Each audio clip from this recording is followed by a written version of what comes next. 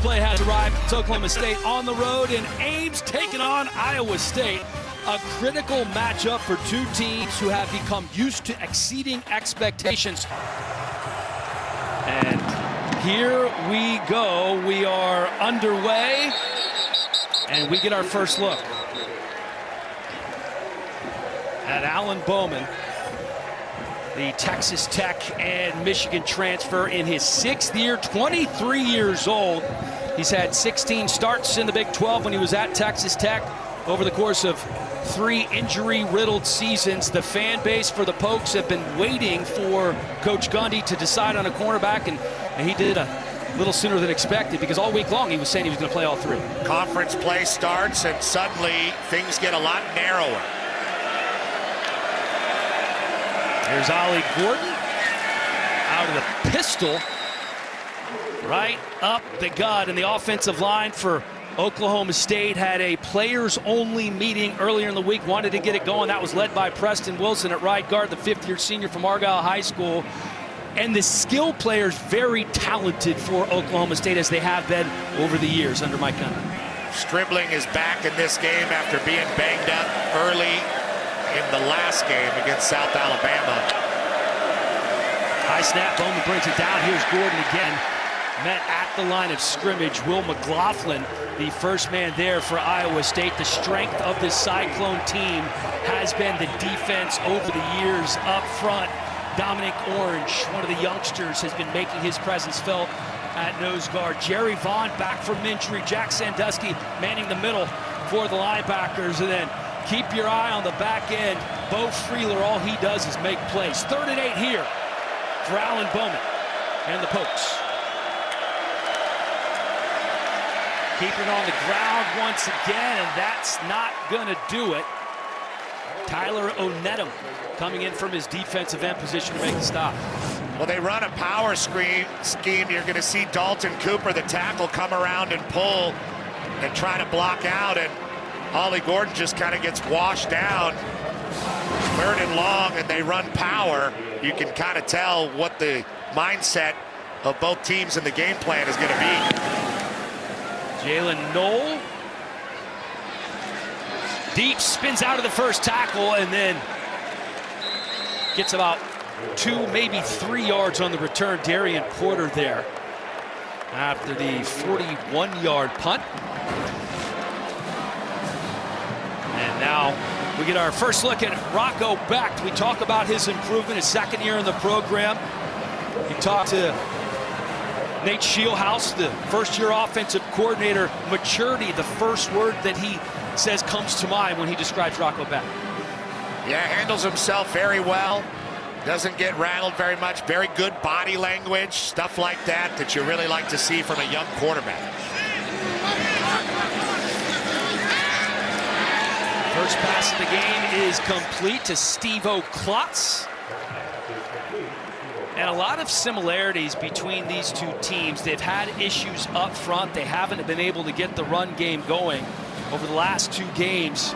They're going to lean on some of their skill players. And keep your eye on the youngster, Benjamin Bramer.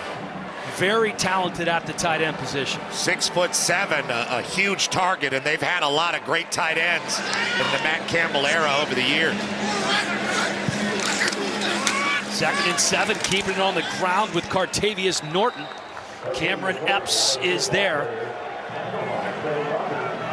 And there is some experience, some transfers coming in. Nathan Latu at the defensive end position, somebody you want to keep an eye on.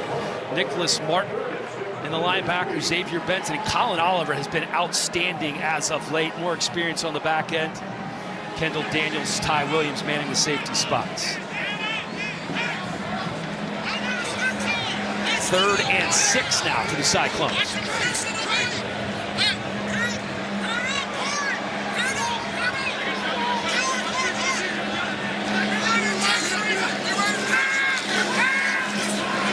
Back to throw, first down, Cyclones, out of bounds. That's Jalen Knoll, missed last week with the flu. And he is back and already making his presence felt. Throwing it on 1st down and 3rd down. Rocco looks comfortable. Sitting back there, the midway drop, and getting it to the captain, Jalen Knoll. turns the corner really well, shows some speed, and he's got a lot of fire with the way he plays. I like him a lot.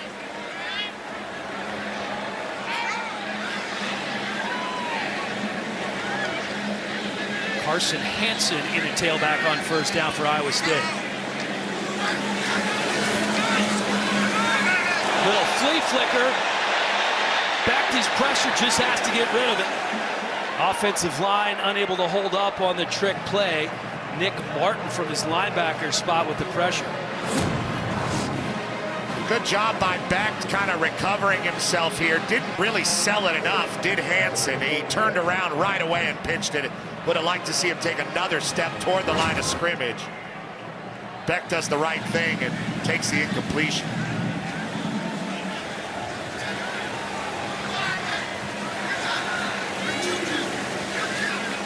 Abu Sama, the true freshman from Des Moines, checking in at running back. And here is Sama, breaks a tackle. Almost to the midfield stripe. Very high on Sama. They thought when he first got on campus they were going to possibly redshirt him, but he played well enough. They said, we got to get this guy on the field. Well, they have a lot of young players, and some of that is circumstance, and there's a lot they're leaning on right now and looking toward the future. Norton and Sama, young backs. Guys like Montgomery and Breece Hall were also young backs as Cyclones and kind of got their experience by fire. Same thing happening now with this young skill position set. They're down. Becht rolling to his right. And going to be shy of the sticks. Kenyon Daniels on the stop for Oklahoma State. Good job of Kendall Daniels getting to the long body of Bramer, the long freshman tight end, before he could get to the stick. But you hear the crowd reacting at Jack Trice. They're going for it. 4th and 2. Or at least they're acting like they're going for it. Plenty of time on the play clock to figure things out. Becht looking to the sideline for direction.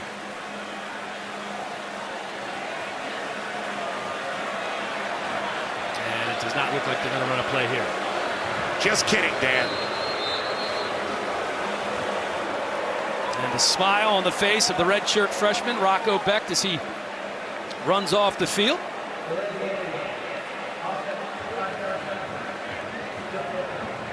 And delay of game flag is down as the punt unit comes out.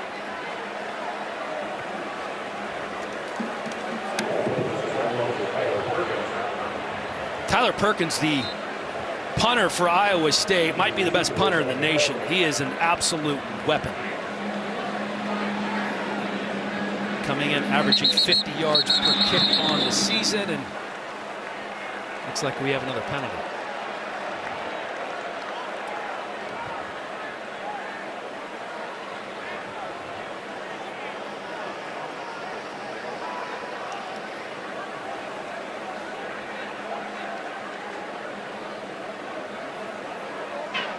Delay game, defense, number 15, using a non-natural football move to cause the offense to react. 5-yard penalty, still 4th down.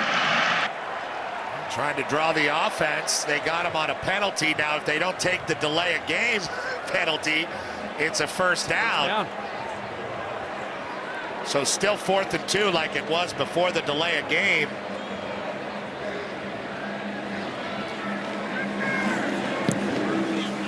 Perkins kicking it from the 45 and into the end zone. These two teams have played it tight. Last 8 meetings have been decided by 1 score. And the way both offenses have been struggling lately, 1 score would do, right, at any point in time. I mean, especially the way the last 2 games went against non-Power 5 opponents. Ollie Gordon with some room, trying to break it to the outside, wrapped up by TJ Tampa before he can do too much damage. TJ Tampa, very good tackling cornerback. Made some great effort plays throughout the year. Ollie Gordon, kind of a rambling guy, getting those 5 yards, and that's a good game. That's exactly what Oklahoma State is trying to get going on 1st down. There's Ollie Gordon, the 2nd out of Fort Worth, Texas. Just a sophomore, their most impactful back. They did say they wanted to get Ollie Gordon more involved in the offense. They fake it to Gordon. Bowman rolls out to his right, taking a shot downfield. Has a man, and it's almost picked off. Beau Freyler had his hands on it and couldn't hold on. Well, Beau Freyler is the catalyst for this defense. He's the captain. He plays that deep safety look. He's great in run support. And what a great read. Bowman's pass hanging up there a little bit, and he absolutely had a great chance to pick that ball off. It just got lost in his arms as he cradled it. 3rd and 5. Well, a get out of jail free card now for Bowman on 3rd and 5. Bowman looking to his left, the middle. Flush out of the pocket to his right. And this is incomplete, trying to get it to Gordon. So 4th down coming up for Oklahoma State. Not a bad read, and it looked like Bowman was going to be able to improvise his way to another set of downs, but Gordon just had that ball eat him up, it looks like. Noel pushed back to the 20-yard line. Hurdles a man to the 30. And there's the man who got the start at quarterback, Alan Bowman for Oklahoma State. So far, 2 drives, nothing to show for it. Here come Rocco Becht and the Cyclone offense. Abusama in at tailback. Here's Sama, and he's swallowed up right away by Nick Martin. He has been very active, has Martin, early in the game. Yeah, there's a few guys on this team from Texarkana. There's Martin wearing number 4. He just outruns the block. Boniface tries to get him to center, but he runs a little bit around and through the block and gets right to Sama. And that really helps. Both of these teams really want manageable 2nd and 3rd downs with the way their offenses are playing, and that won't do it there. Becht to throw on 2nd and 10, has time, trying to squeeze it in, and indeed he does. Daniel Jackson hauls it in, coming off the best game of his career last week in that loss at Ohio. Redshirt junior out of Texas, his 5th reception of the year, and Becht has that release, really trying to thread that one in there. Really tight window, creating a more manageable 3rd down where they could maybe get their tight ends involved.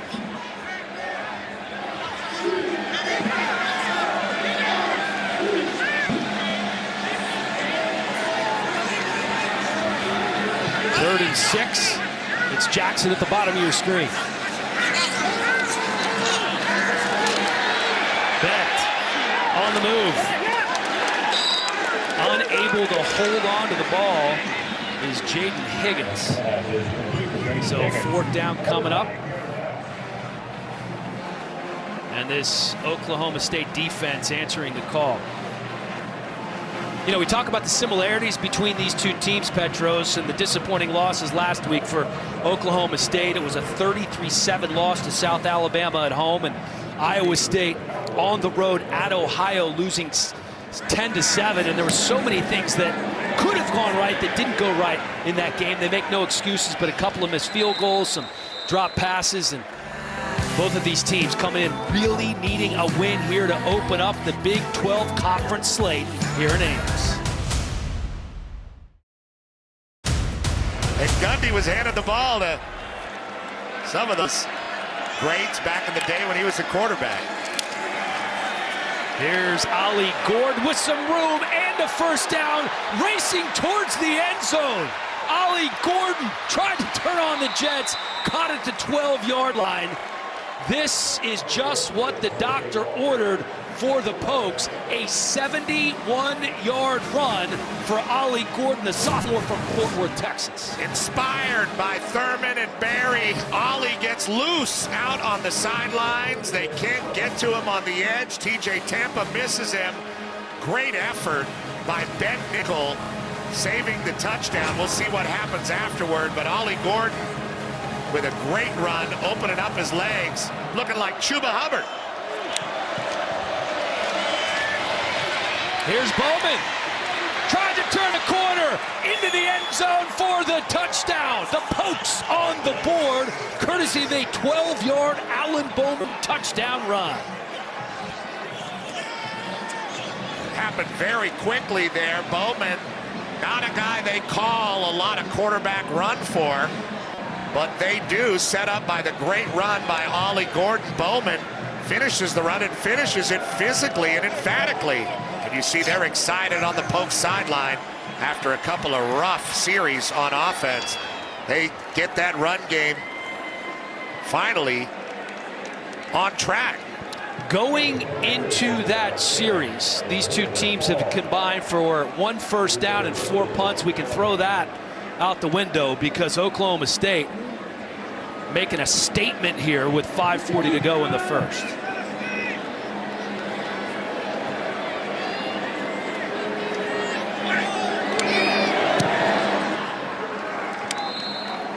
A 2-play, 85-yard drive. Alan Bowman showing the wheels for the Pokes, and then dive it into the house. 7-0, Oklahoma State on. Oklahoma State on top because of that guy, Ollie Gordon, with a 71-yard touchdown run, getting congratulations on the sidelines, and then punched in by Alan Bowman. And then on the other sideline, John Haycock letting his defense, which has been the best in the Big 12 the last 2 years, hear it. Come on, fellas. Can't let those chunk plays get by us. He's a real innovator, him and Matt Campbell, with this big 3-safety defense that a lot of people have implemented throughout football, not just in the Big 12. But Haycock in his 8th year with a young group, probably a little bit shocked by giving up those 2 gash plays, the long run to Gordon and the touchdown by Bowman. Haycock, a real joy to chat with. You mentioned some of those other schools, TCU, K-State, Oklahoma State, also using a version of the same 3-3-5 defense. See what Rocco Beck can do to rally these guys. They've had a couple positive plays here and there, but certainly nothing compared to what we just saw from the Pokes, which is a huge relief to a team that has been struggling offensively. We'll see if the Clones can do the same. That 71-yard run, the longest play of the season for Oklahoma State, and a career long for Gordon. Now it's Iowa State's turn.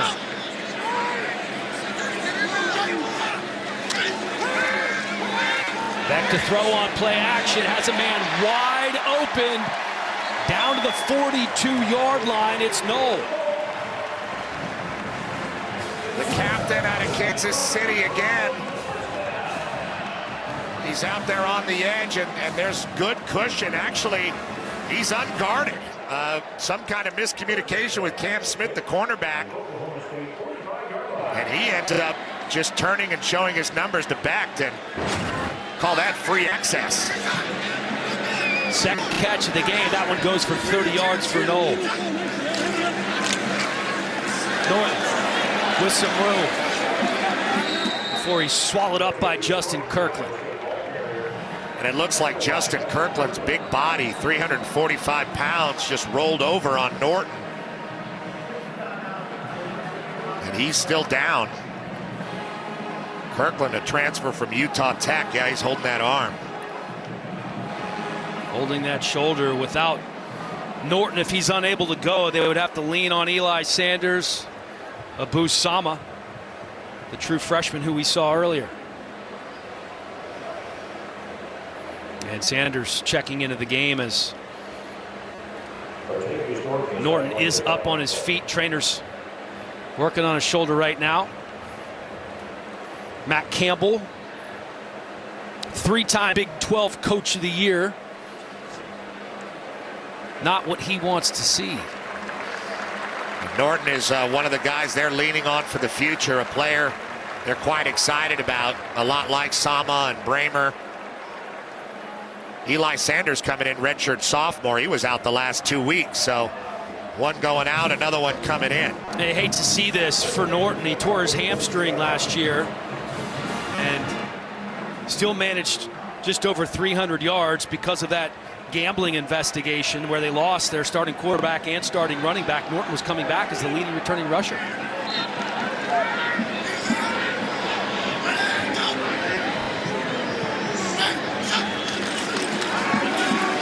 Second and 8. Sanders right up the middle, about 3 yards shy of the first down. Creates another 3rd and short.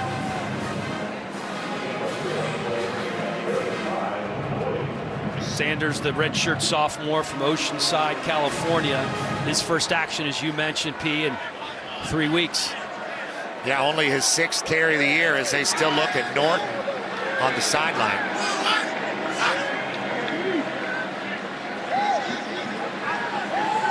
Hard count for Becht as he looks to the sideline for the play call. And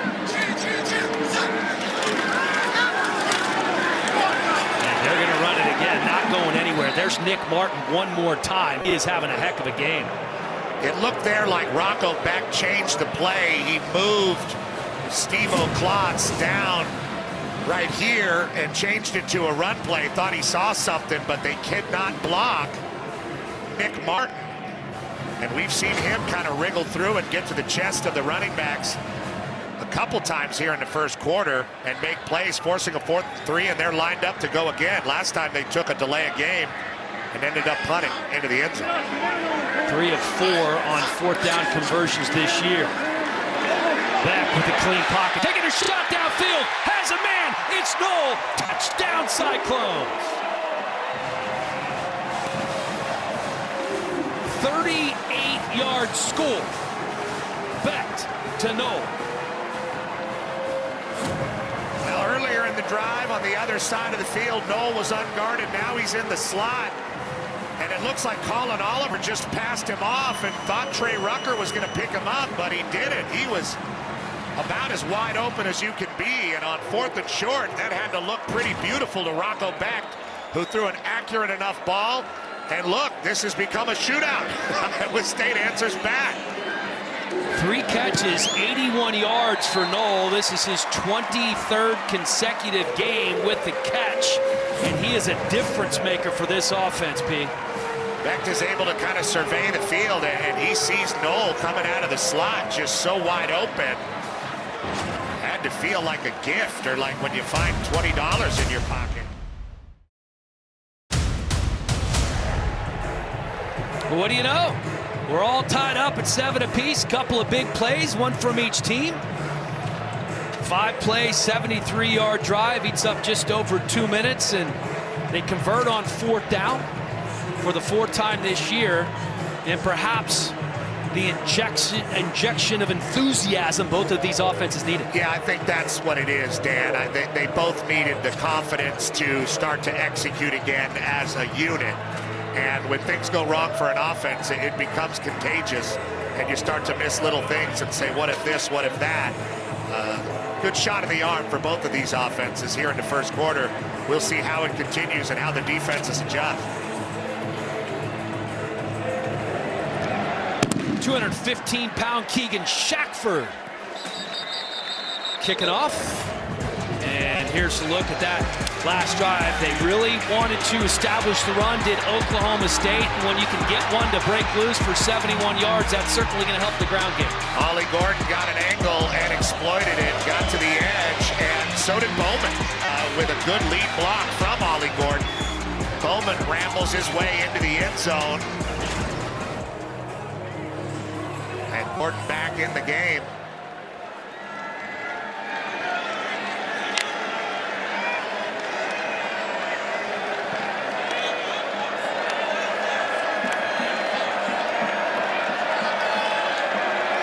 Operating out of the pistol. High snap, Bowman brings it down. And there is nowhere to go. Caleb Bacon from his middle linebacker spot. First man there for that Cyclone D. Bacon from Lake Mills, Iowa gets in there. Good job by Bowman getting that ball handling situation taken care of, because the timing was all screwed up and probably hurt the hole if there was going to be one there. It didn't look like there would have been. Just in front of the sticks, making the catch is Jaden Bray.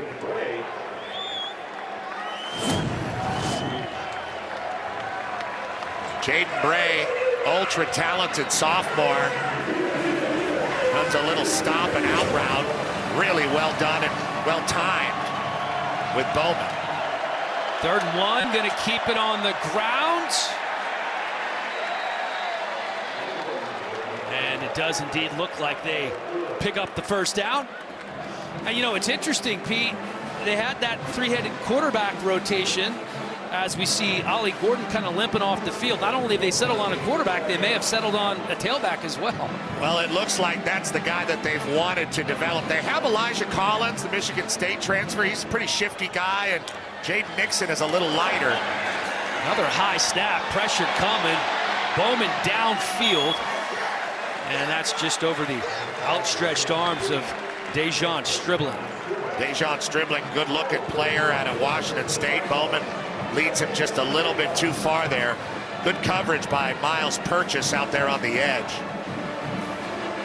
The center is Joe Michalski, and he's had a couple of high snaps here. As you mentioned, Bowman's done a nice job bringing him down.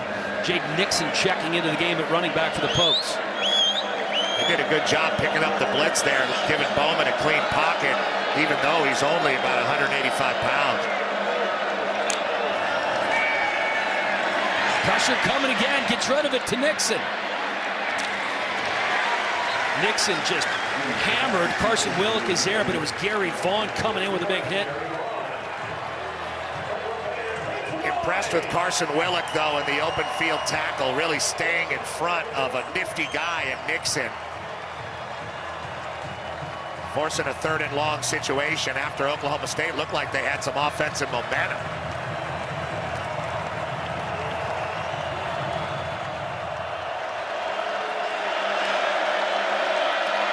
From the 36, it's 3rd and 10 for Bowman. Taking a shot. And you can see Jaden Bray wants the flag. He thought he was held. TJ Tampa there in coverage for the Cyclones. TJ Tampa, 6'2", 200. He's a long guy. Jaden Bray, same size. And that ball didn't look like it was going to be in the area of catchable anyway, unless it was one heck of a hold up the field. Hudson Cock on to punt. Knoll deep. Gonna let it bounce. Takes it off the 2nd one. And out past the 30-yard line. Pretty even so far after it looked like these two teams were going to struggle to get 1st downs midway through the 1st quarter. An offensive explosion of sorts. Abu Sama absolutely swallowed up. Nick Martin has been a tackling machine in the 1st quarter. Yeah, they're having a hard time getting the offensive line to work up to him. He's getting around their blocks and reading things very well right now. Been their best defensive player in the 1st quarter by far. They said they wanted to lean on some of their more experienced linemen. That is the right side with Triber and Tyler Miller. Unable to get much of a run game going. And just off the mark was backed. He was looking for Knoll. That's been their offense. Running the ball on 1st down, getting some yardage, and then trying to find Knoll. But she gets stuffed on 1st down, incomplete, and now the freshman quarterback is in a rough situation. 1 for 4 on 3rd down so far is Iowa State. Looking at 3rd and 12 here.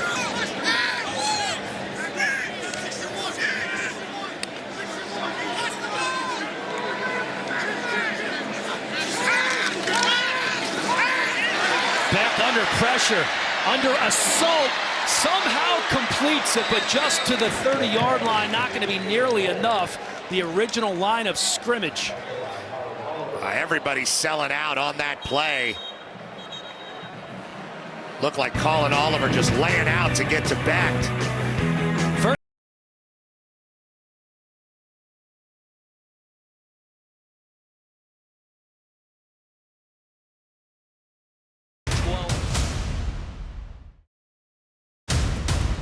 Mike Gundy said, we got to get the run game going. We got to fix things up front. 92 yards on the ground in the first quarter. Now, 71 of those were on one run, but it still goes in the books as rushing yards. And Bowman with a rushing touchdown as well. So Iowa State really wants to get their run game going. They've popped a few long passes. And I did not get the impression, talking to first-year offensive coordinator Nate Scheelhaase for Iowa State, unless everything goes sideways, they don't plan on getting away from the run. Everything is predicated on them establishing the run. Well, they need to keep their quarterback comfortable, and the only way you can really do that is by running the football. But right now, Bowman, there's Scheelhaase right there, trying to get the young quarterback, young running backs, some experience on the perimeter, and this offensive line all on the same page. Meanwhile, the Pokes are back on the field. The first down. And Ollie Gordon back in the game after leaving with what looked like an injured shoulder, so good news for that Oklahoma State offense. Gordon going absolutely nowhere. Just manhandled by Caleb Bacon. Second play in a row made by Caleb Bacon. He's right here, number 50. Makes an inside move off the edge and just puts his head right on the zero of Ollie Gordon and makes a physical tackle. Last week he had a career high. Just a redshirt sophomore. 4th TFL of the year. Loss of 2 sets up, 2nd and 12. Bowman looking on the right side, and looked like a miscommunication there. I think Stribling fell down coming across the field, and that's where he wanted the ball to go.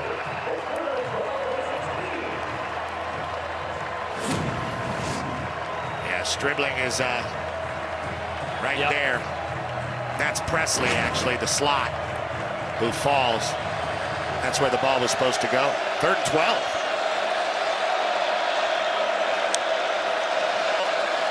Pressure coming on Bowman, fires up the right side. He's been a little too strong on a couple of these throws. That time he was looking for Stribling. Well, he had it, and that would have been a first down. Everybody's bunched up close over to the left. Stribling all alone, beats Miles Purchase.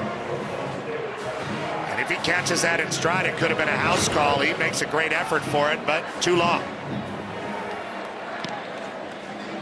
Hudson Cock with the left-footed punt. Fair catch called for by Knoll. This is the 4th punt of the game from Oklahoma State. Not really able to get into a rhythm. Bowman just 2 of 8 so far. He's had a couple of open receivers, but just overshot them. And missed a couple of guys. Becht has been a little bit more accurate. But they have to get, as we've discussed, that run game going. Maybe switch something up, a screen, an end around, something to get Oklahoma State running sideline to sideline, so they're not just bowed up and hitting you in the gaps, which they've been doing so far in the first half. Becht on play action, pressure coming, gets rid of it, has a man down to the 30-yard line. It's Knoll, who has been the most effective Cyclone receiver by a long shot. Picks up 32 yards. And Knoll now has 5 catches for 114 on the day. What a great adjustment by Rocco Becht as Colin Oliver was coming down on him. Adjusts and gets rid of that ball.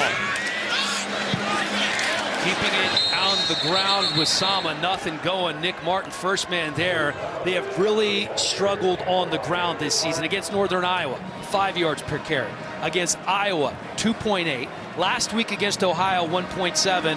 And so far today, P, 1.4. Yeah, Nicholas Martin is a lot of that. I mean, he's really around the line of scrimmage, making tackles. High school running back and linebacker. Seems like he knows where these guys want to go. Run game has gone nowhere, but back to Knoll has been the whole offense. Becht. Open. Touchdown, Daniel Jackson. 29 yards It's back to Jackson's second touchdown of the game for Iowa State. Well, maybe they don't need the run game. An end-around fake. Looked like he had Steve-O Klotz short, but he knew he had Jackson deep, and these are some wide-open receivers that Becht has been able to find throughout this first half, and excitement goes back to the Clone sideline. Chase Contreras on for the extra point.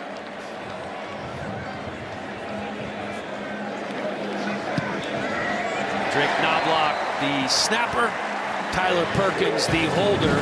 And it is a 7-point ball game. Rocco Becht feeling it. Iowa State on top at home.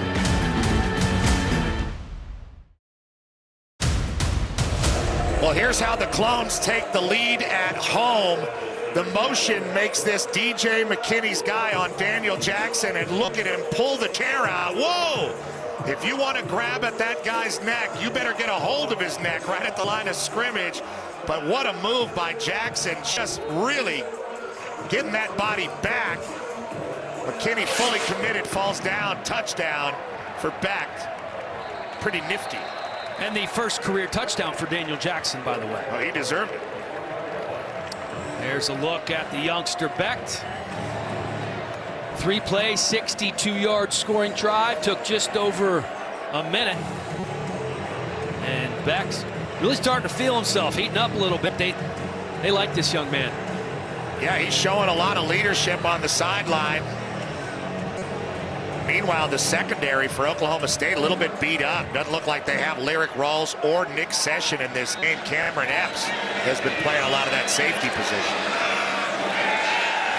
Bowman to throw. Out to Green. Green cut down early by Jeremiah Cooper. Bowman has missed a couple guys in the last drive. They get him on the move to throw something a little bit more comfortable. Tackled by Jeremiah Cooper. These are tackling safeties for the Clones. Cooper, the Big 12 Defensive Freshman of the Year this past season.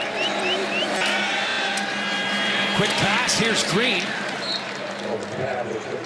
And Green picks up the first down. Carson Willick on the stop. Green's a guy who missed a lot of last year with a broken hand.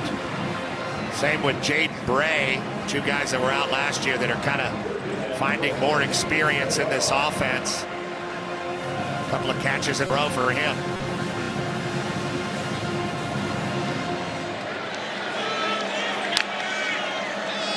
Jaden Nixon checking in at running back for the Cowboys.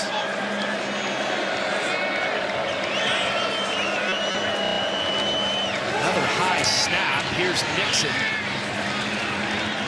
He's wrangled down at the 40-yard line after a gain of 3. Ben Nickel got there. These safeties and this 3-safety look, you feel like they're not going to be able to make the play. It looks like there's run lanes, and then they come up. Freeler, Nickel, Cooper, and they just make plays about 2-3 yards past the line of scrimmage, really stifling your ability to block them. Nixon splits out wide at the top of your screen. Bowman looking that direction. He could have him, and he does. Jaden Nixon, the redshirt sophomore from Dallas, Texas, with a 60-yard touchdown score. Well, they create a mismatch. They got the tailback out there lined up as a receiver up against Caleb Aiken, who's a middle linebacker. Bowman immediately recognizes the mismatch, as Bacon should not be out there on an island against a guy that skilled. And Nixon does what he's supposed to do. Accurate ball from Bowman.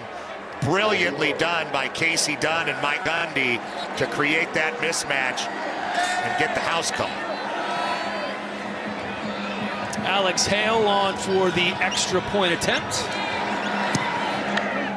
And we are all tied up at 14 apiece here in the second quarter. Suddenly it's turned into a shootout here at Ames, Petros. Big play after big play. And we We started slow, but we have sped up in a hurry. Sure have.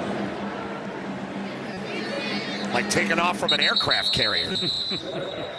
But look at this, Dan. I mean, you have nothing but DBs here at Iowa State, but yet over here you have a Mike linebacker on a burner tailback. That's not Ollie Gordon out there lined up, or even Elijah Collins. It's Jaden Nixon.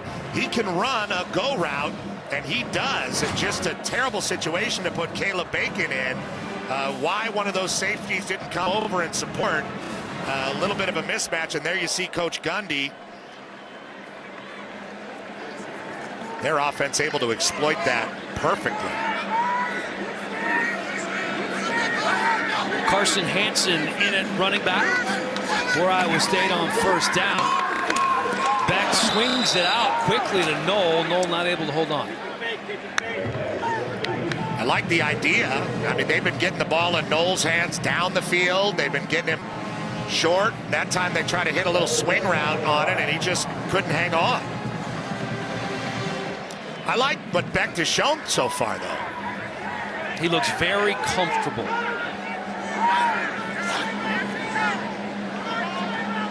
They've talked about his maturity, a little bit under-recruited, coming out of Wesley Chapel, Florida, but they said they started recruiting about midway through his senior year, which is late when you talk about quarterbacks. Quick throw. Here's Knoll. Out to the 30-yard line, so Knoll gains about 5. Kendall Daniels on the stop for the Pokes. Yeah, the short passing game to Knoll has kind of replaced the Iowa State run game that they've been trying so hard to establish and talking about establishing throughout the week. Injured player on the field.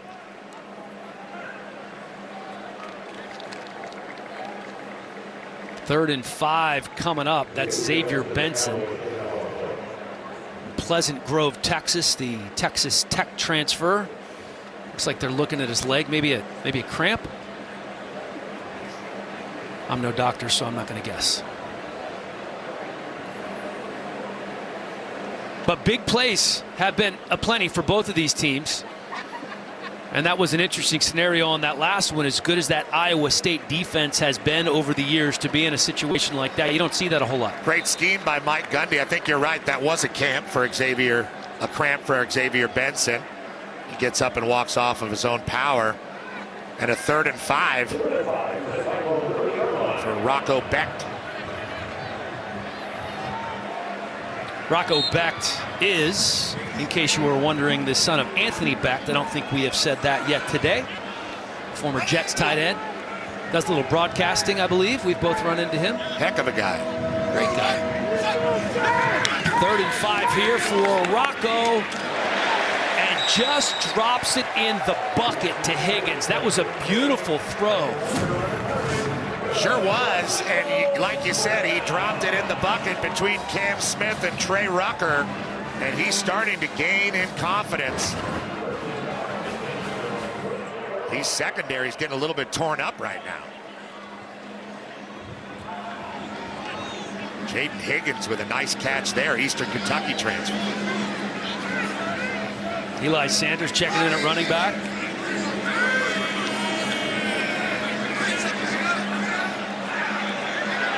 Substitution coming in with a defensive front. Trying to find a little room, and Sanders does along the right side into plus territory, down to the 42-yard line before he's shoved out of bounds by Corey Black. And one of the better run plays of the day for Iowa State, and it's Eli Sanders getting all the way to the field and really exploiting that space. Little stiff arm to Corey Black on the way out. They're happy to have him back.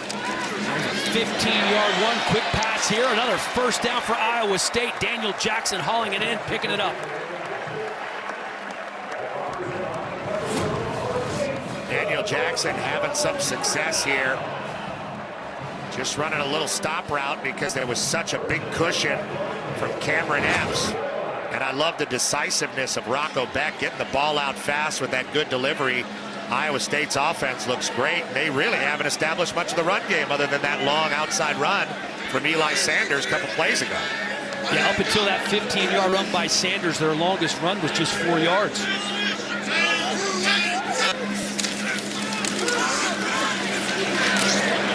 Nothing going here.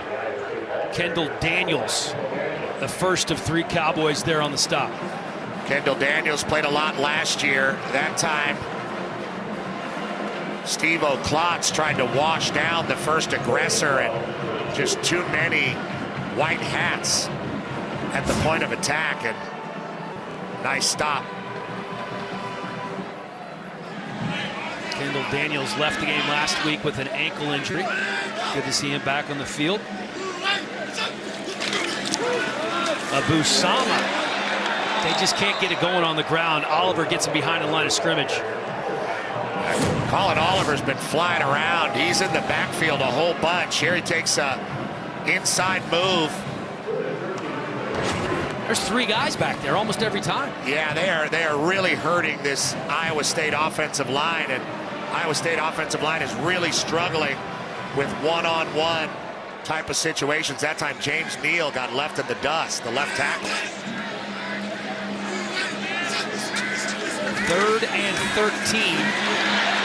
Probably need a completion to get into field goal range here, and they're not going to get it. Deshaun Brown with the pressure.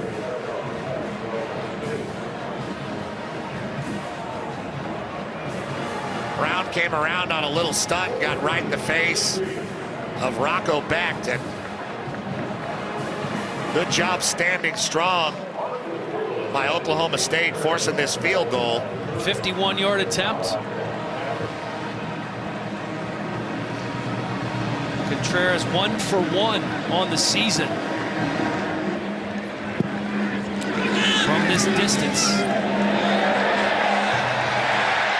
And he sneaks it in.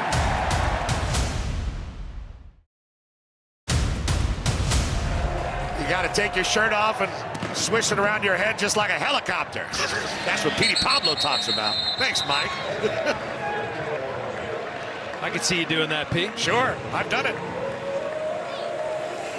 All right, so here comes Alan Bowman again. Started 2 of 8 for just 10 yards on that last drive. Heating up, 3 for 3 for 72 yards. They've done a good job early in drives, making him comfortable. They had a great mismatch that they were able to exploit with the running back on a linebacker in the last drive. We'll see what they have up their sleeves here. Mike Gundy getting pretty creative with his OC, Casey Dunn. Bowman with all day and way off the mark on that one as he was looking for Dejon Stribling.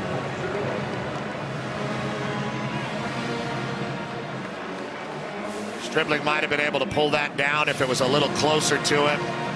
Really good body control. Jontez Williams was on the coverage.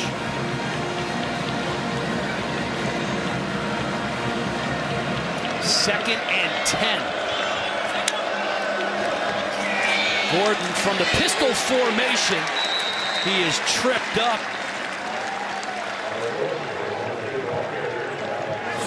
Looked like he had some room there, but firing into the backfield there. That's Jamison Patton from Des Moines, getting him by the shoestrings. Ankeny High School, home of the Hawks.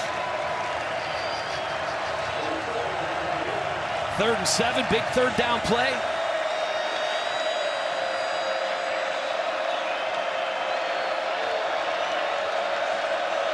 Gordon in the backfield, Brays in the slot.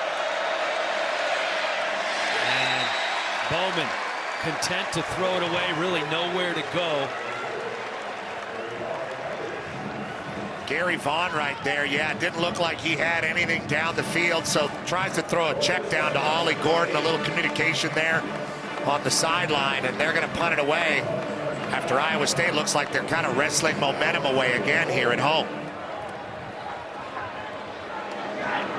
Jalen Knoll, the deep man once again, an end-over-end punt.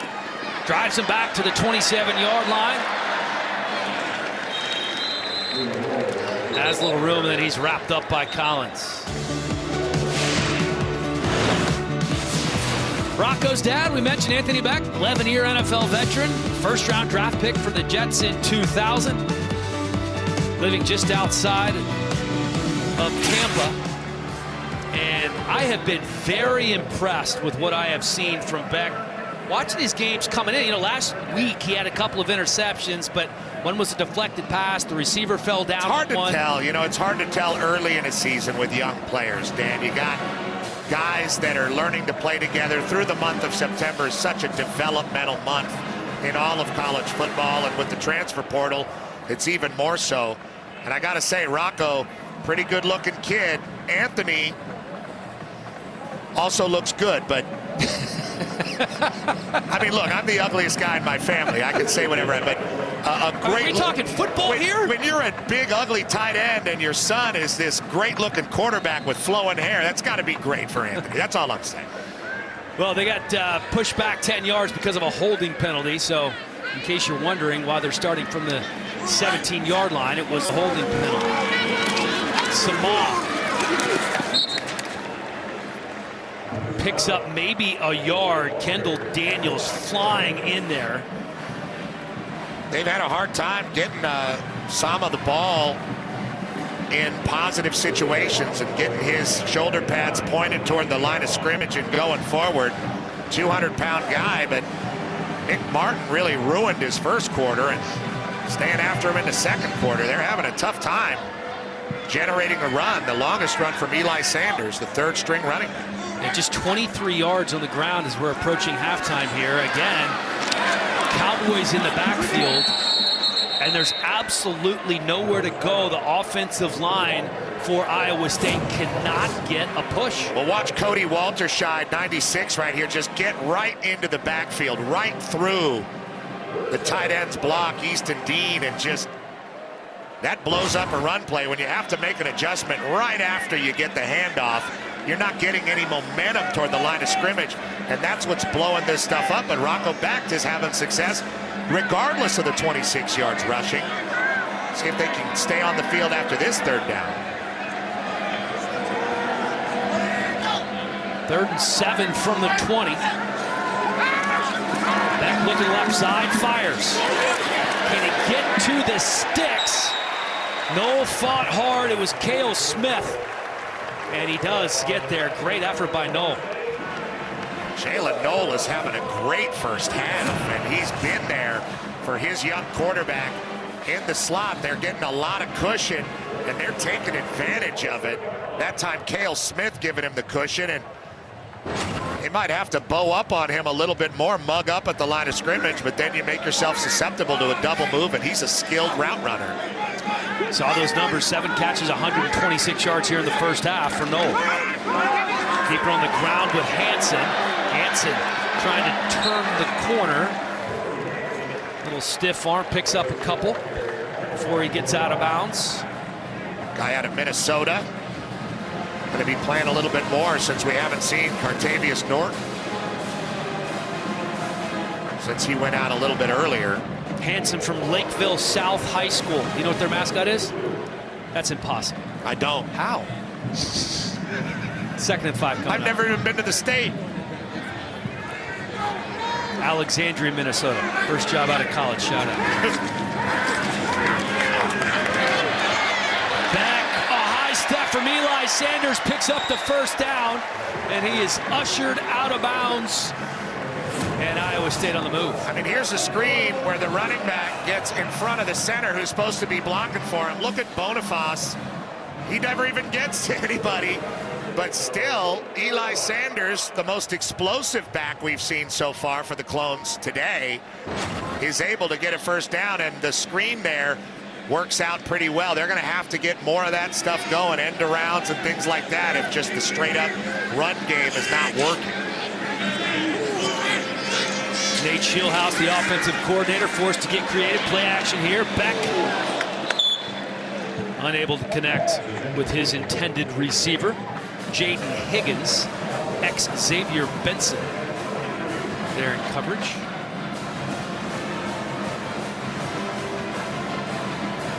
Jaden Higgins has scored touchdowns in back-to-back games.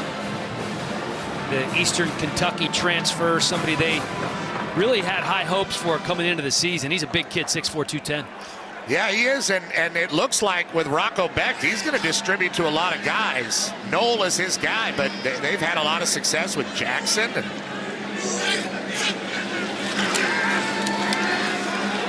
Becht on the move. Gets a block from Sanders and just avoids the contact, wisely getting down. They've been able to convert some of these third and unmanageable looking situations, at least if you watch this offense through the first few weeks. 3rd and 10 felt like climbing a mountain, and right now with the way that Rocco Becht has played and Jalen Knoll, maybe a little bit more gettable. Still just 3 for 8 today.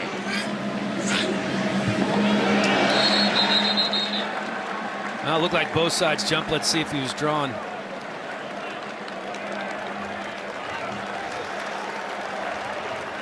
David Alvarez, our referee. Offside. Defense, number 92, 5-yard penalty. Still 3rd down. Nathan Latu did not get back across, it looked like. That makes it easier for Becht. And Shieldhouse, the coordinator. Coach Campbell looking on after a rough week last week.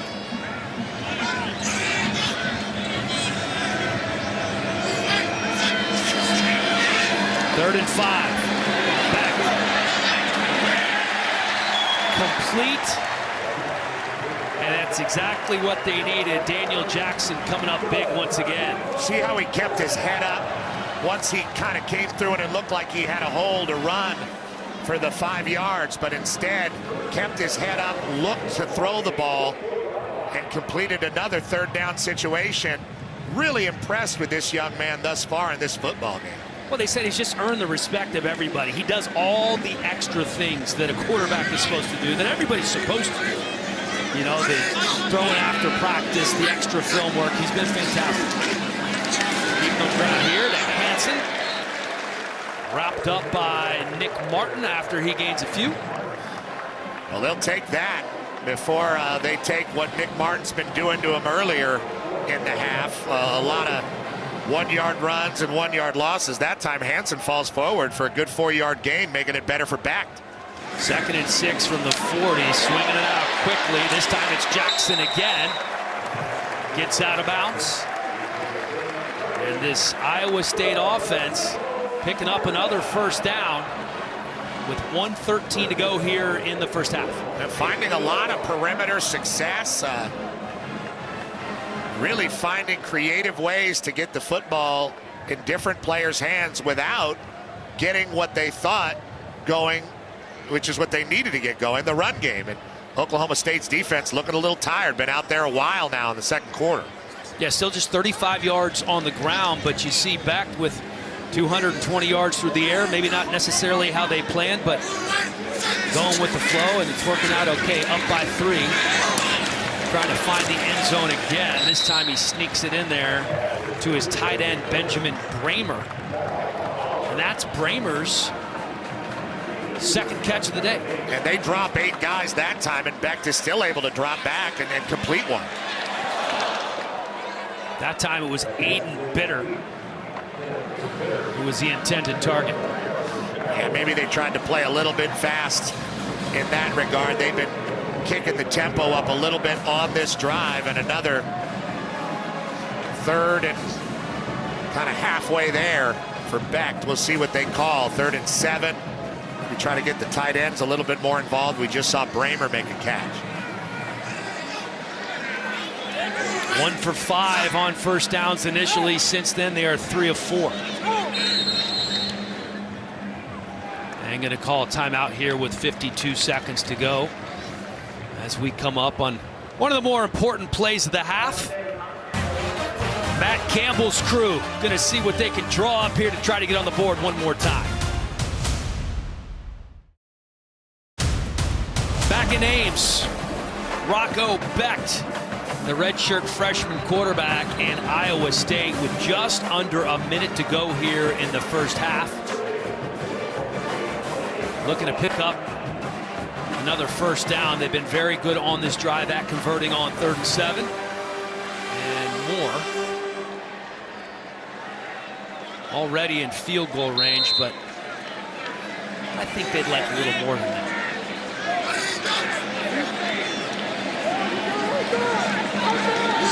That's Nolan motion. And I think they're going to have to settle for a field goal. Don't know if that was a miscommunication, but certainly not what they intended. Yeah, Beck kind of threw it into no man's land. And after being a little bit tired, Oklahoma State's defense recovers themselves and makes this a field goal attempt at least.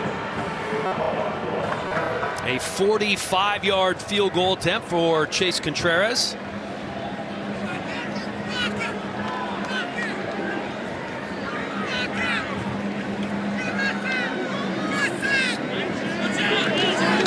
Nice snap. Nice job by Perkins to get it down.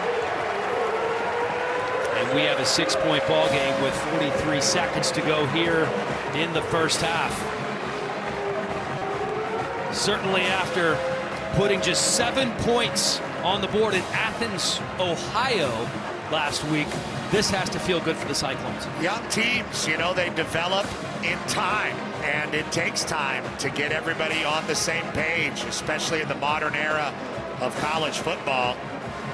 And when conference play starts, it just feels a little bit different. The roster narrows a little bit, and things get a little bit more serious. Your game planning becomes a little bit more familiar because coaches have played against these coaches for years and years. It's just a different vibe. Well, historically, it takes Iowa State a minute to get going when the season starts on offense, and then you're hit with that gambling investigation, and you lose your starting quarterback, you lose your starting running back, you lose a tackle, you lose a tight end. Suddenly, these young guys who weren't expected to start, like a Rocco Beck, like an Abu Sama, are playing a lot more than they anticipated. It takes a minute. Sure does, and they've overcome a tremendous amount of adversity thus far. Had a good half, as you see back. Oklahoma State, similar situation. They lost a lot of guys in the portal, a lot of leaders. Lost a lot of leaders in the portal as the kick is out of bounds, and brought in a lot of players from the portal as well. As we take a look at Matt Campbell. Bring about the kick out of bounds. First down to the 35-yard line. But you're talking about the portal. Mike Gundy on the other sideline. He brought in 15 guys from the portal. It says in the spring we normally have 4 to 5 new guys. This year we had 18. Yeah, and he's trying to play a lot of them. And, you know, there's a lot of guys rotating, especially in the first few games for Oklahoma State. And it seems like the rosters are narrowing a little bit. Well, Bowman, one of those portal guys. Let's see what he can do here. Just gets rid of it over the head of his tight end, Josiah Johnson. Bowman, the more experienced of the two quarterbacks here today, and he's shown some flashes, hit some big shots, but hasn't been nearly as consistent. No, not as consistent, not as mobile as Beck either, but has shown some leadership and stability for this Oklahoma State offense. Has missed a few too many guys, I think, for Gundy's taste. 2nd and 10, thinks about it for a moment, just drops it off to Gordon, who gets out of bounds with 31 seconds to go. Good coverage downfield there, just gets it to the outlet. See how they handle this last 30 seconds.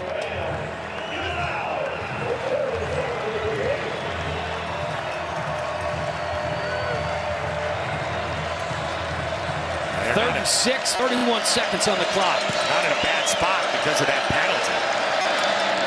Bowman over the middle, plus territory for the Pokes. Dejon Stribling putting his head down. Plenty of timeouts to work with here after the 24-yard gain. Yeah, the kick out of bounds really hurt Iowa State and has given Oklahoma State an opportunity to get a field goal at least here. Trying to get a few more, and they do. Gonna have to call a timeout after the completion to Gordon. All right, so 12 seconds, ball's on the 37. Yeah, after the long play to Stribling, you thought they would have called a timeout. They had all three, but they didn't. A lot of time came off the clock. Yeah, you should have at least 20 seconds here. Now at this point, well, there's 13, so they added an extra second to the clock. At this point, what do? You take a shot? You got one shot, or maybe you want to get a little bit closer. And you're really playing for the field goal at this point. The last thing you want to do is have Bowman hang one up and get picked off when you really got a gift of the kick out of bounds and good field position. The long play to Stribling has made this possible.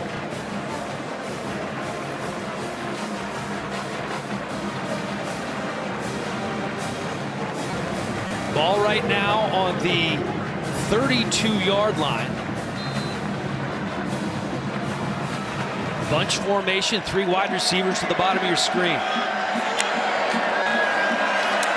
That's the direction Bowman's looking. Quick pass, tiptoeing the sideline is Blaine Green. And looks like they can run another play here. One more. Don't want him to run around too much. He's got to really manage the clock here. Now 60-year senior, 16 starts at Texas Tech. A couple of years as a backup at Michigan. He's been around a minute. They get a couple more yards, to your point, does Ollie Gordon. And you would assume that they would roll out the field goal unit here with 4 seconds to go in the half. Well managed by Alan Bowman, finding a way to get the ball down the field.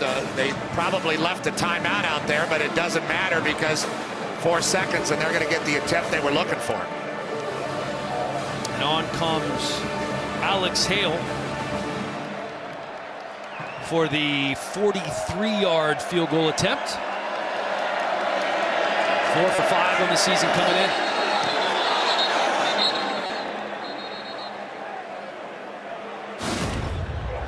You have a flag down or a timeout? Looks like flag.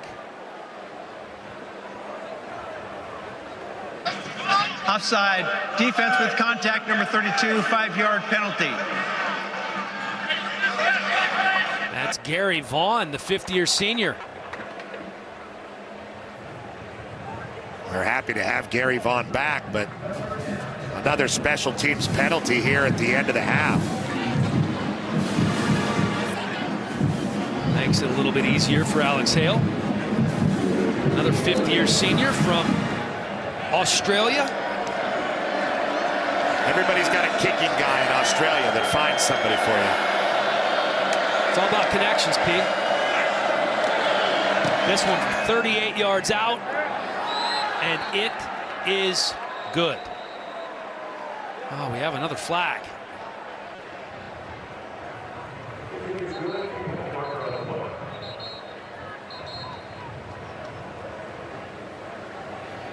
Hale, a former walk-on, earning a scholarship back in 2021. Well, he's made 2 in a row. Neither of them have counted. At least we don't know about the second one yet. Well, we talked about how these games have been tight. The last 8 times these two teams have met, it's been 1-score games.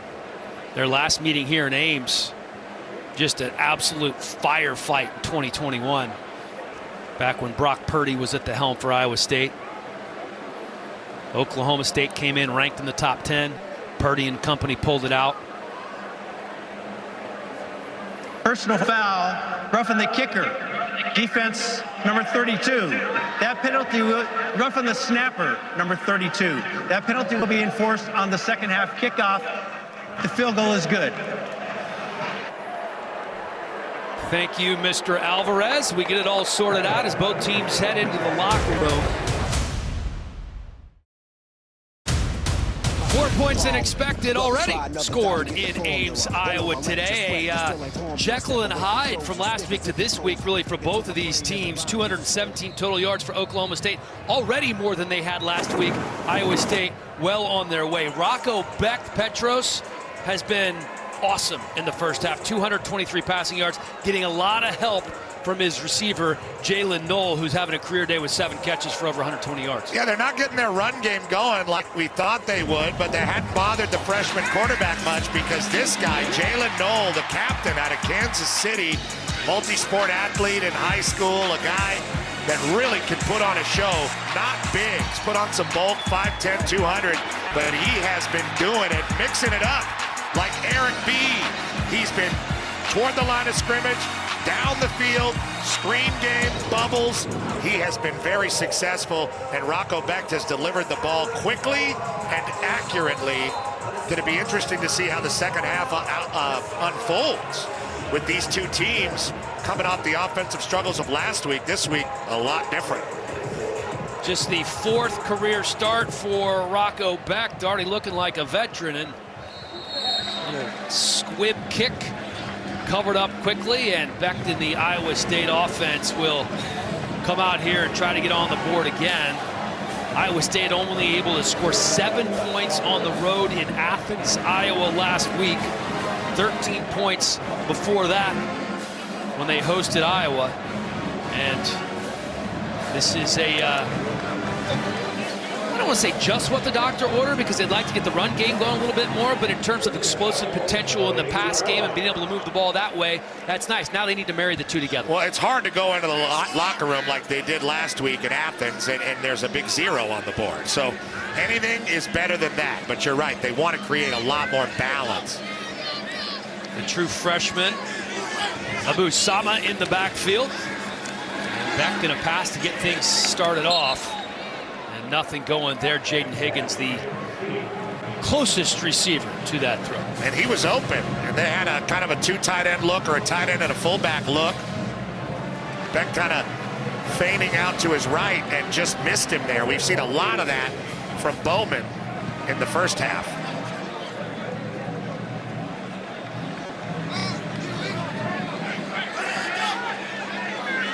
Second and 10. Keeping on the ground with Sama. He's really been forced to change directions right when he gets the ball. Almost every carry he's had, it's been rough for the young guy. Well, you brought this up earlier. As a running back, you're expected to make the first man miss. But that's past the line of scrimmage. That's not when he's 2 yards into the backfield. What you hope for, you know, you're worried about securing the football and surveying the area, and if there's somebody right in your face, usually blows the play up. 3rd and long now.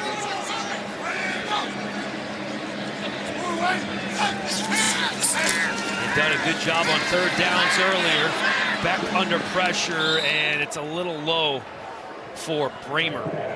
That brings up 4th down. Punt unit's going to come out. We praised him in the first half for keeping his head up and throwing the ball downfield. That's one I thought he might have wanted to take off and use his legs. Instead, he finds his young tight end, and it's just not enough. Close, but not enough. Tyler Perkins on to punt, and he can use his legs when he needs to. Not the ideal scenario last week, and he was the leading rusher on the team, but he can move a little bit. Brennan Presley back deep, the end over end punt gonna bounce once, twice, and it's gonna keep going. Inside, just inside the 20-yard line before it's down by Lyric Rawls. A 53-yard punt for Tyler Perkins, the sophomore from Norwalk, Ohio. So no damage done on the first drive for the Cyclones. Out comes Alan Bowman. And this Oklahoma State offense, uneven first half for Bowman, but certainly had some moments with that touchdown run and that long touchdown pass as well. Gonna throw flag down on the left sideline. Airmails it by about 5 yards, but we had an early flag. Yeah, it's a free play. Joey Peterson jumped. They caught him in no man's land, and Bowman did what he was supposed to do, take a shot. 5-yard penalty, still 1st down. Yeah, here he is right here.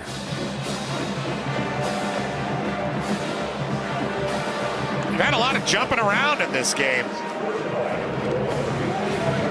Pretty vociferous crowd, too, at Jack Trice. Considering the weather and what it could have been, pretty good crowd. Great fan base, one of the best tailgates I've ever seen. Iowans as far as the eye can see. Traffic backed up to Des Moines. Ollie Gordon trying to pick his way through this defense. That brings up second down.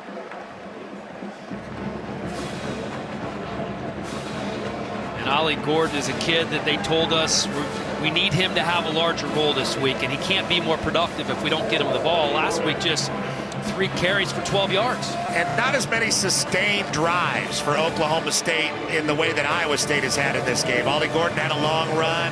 They had the long pass to Nixon, but nothing really sustained that has led to a touchdown. 2nd and 3 here. A little room for Ollie Gordon as he puts his head down and picks up a couple extra yards. Miles Purchase, Bo Freeler were there on the stop after the gain of 12. That's what they want from him. Make somebody miss right there and then punish the next 2 guys. And that's what he did there. Ben Nickel misses and he punishes Freeler.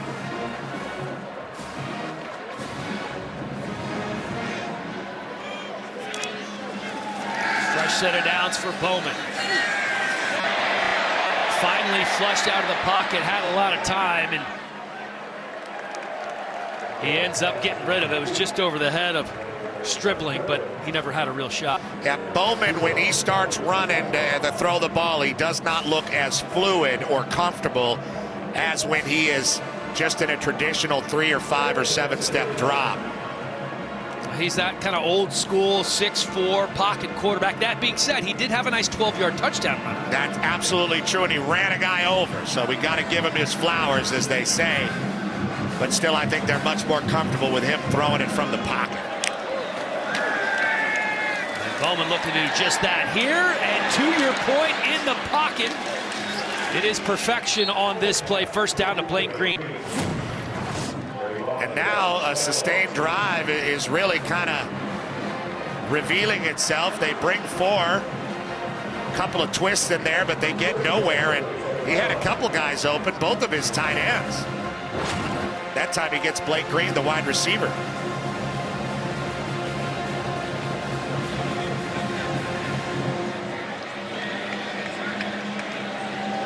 That's Green in motion. Collins is in the backfield. Fake the hand up to Collins. Bowman again, over the middle and picked off. It's Freeler with room to run. Out to the 35-yard line. Bowman with his 2nd interception of the season, his 1st of the game. He tried hard to fit it into a tight spot to Josiah Johnson. But Freeler, one of the best safeties in the country and a captain here, right there to receive the ball and hand it to the official. Iowa State's defense coming up big. They have the ball in good field position. Iowa State set to take over. Remember, it was a 3-headed monster at quarterback. Bowman awarded the job prior to kickoff. Mike Gundy had said all week long he planned on playing all 3 guys. Going to be interesting to see if he sticks with Bowman at this point. Rocco Becht on the other side has looked pretty good as Eli Sanders slips ahead for 1, maybe 2 before he's wrapped up by Kendall Daniels. Yeah, we saw Norton go down early in the game, the starting tailback. Abu Sama has had some carries, but not a lot of success. Eli Sanders has gotten it going a little better, but Oklahoma State has been excellent against the run, especially the stuff between the tackles.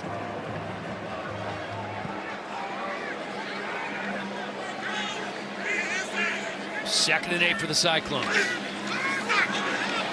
And nowhere to go. Justin Kirkland, Nathan Latu. Justin Kirkland's been a tough guy in this game. Look at him. He just finds himself so big right in the middle of things, and no one is able to sustain a block on him. Jared Hufford with no chance there. Kirkland, a transfer from Utah Tech. Big dude. He knocked out Norton earlier in the game. 6'4", 346 pounds, brings up 3rd and 10. Again, Becht under pressure, somehow gets it off. right at the line to gain, and I do believe that's going to be a first down. Great job hauling that in by Bramer. Becht with Latu right in his face. They're just not protecting over the center very well at all, and he stands in there, holds his water, and gets it to another freshman, Ben Bramer, and you can tell they love him. He's one of those great Iowa State tight end prototypes.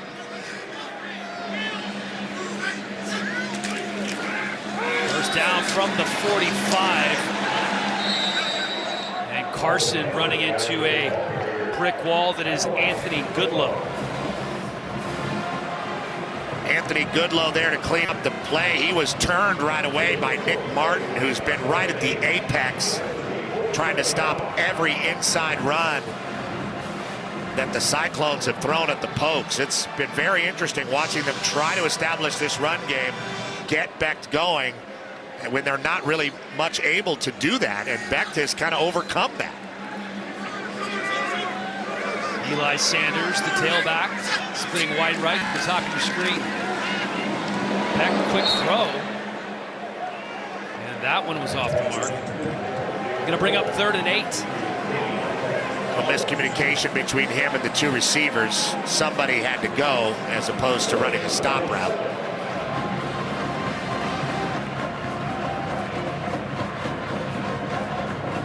So this Oklahoma State defense that's been so up and down, coming off that loss to South Alabama in which they gave up 33 points, could use a big stop here.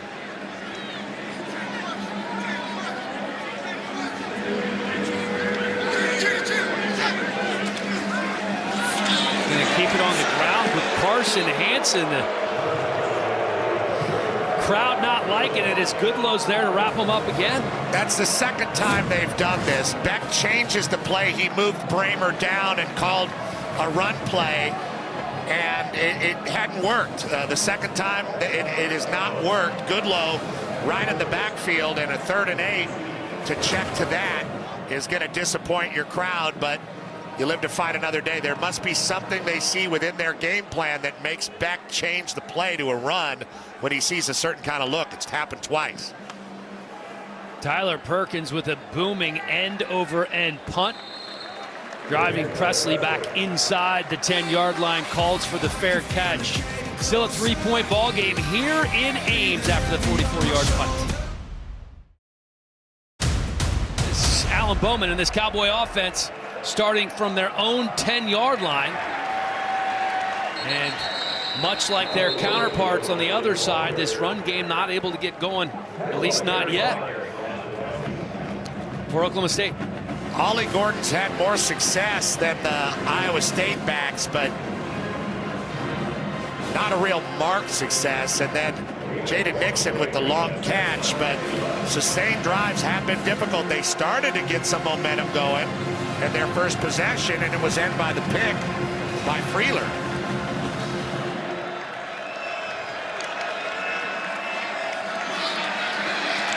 Gordon again on 2nd and 9. That actually one of his better runs on the day. Now he did break loose, of course, for that 71-yarder. But that brings up 3rd and manageable. They do such a good job of run support with their secondary. Freeler wasn't able to get there that time. He got caught up in the wash, but TJ Tampa, a senior, the corner comes in and makes a physical tackle. Pretty impressive from all these secondary guys. They make a lot of plays in the run game around the line of scrimmage. Again, keeping it on the ground, and that's not going anywhere. So 4th down coming up. Very insistent on establishing that run game. And you talk about that secondary. They're really young up front is Iowa State, much more experienced on the back end. And those two safeties can come in and lay the hammer. Yeah, Ben Nickel that time came in and made a tackle right around the line of scrimmage. These are all guys coming from 10 yards deep, and they knife in and attack.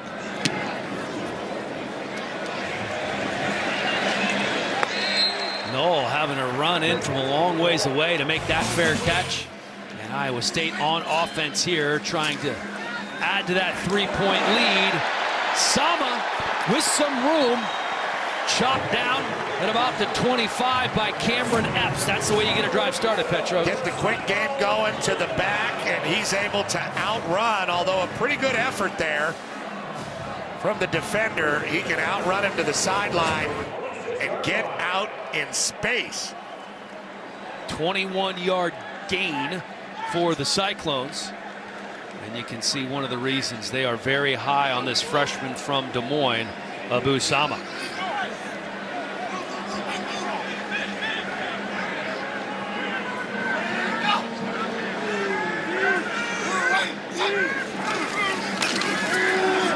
Again, open over the middles. It's Jackson. Touchdown, Iowa State.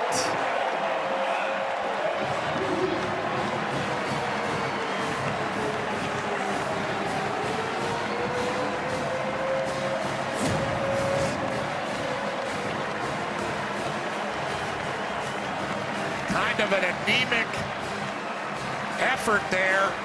Cameron Epps falls down, and there was so much cushion anyway for Daniel Jackson, who's having a heck of a game. And Rocco Beck, 2 throws and a touchdown. What a drive. Daniel Jackson with a career game last week. Of course, not going to be remembered considering they lost to Ohio. This week, 2 touchdowns in the game for Jackson. Rocco making things happen today. Look at this play action, Dan. Bring everybody up, and then this poor freshman safety, Cameron Epps, is all alone, slips and falls down with a huge cushion. Probably wouldn't have mattered anyway. And Daniel Jackson and Rocco Beck, just a pitch and catch. And I have to say, I'm pretty impressed right now with the Iowa State offense and their throwing game. The Oklahoma State D is so concerned about the run that those one-on-one matchups are being exploited on the outside.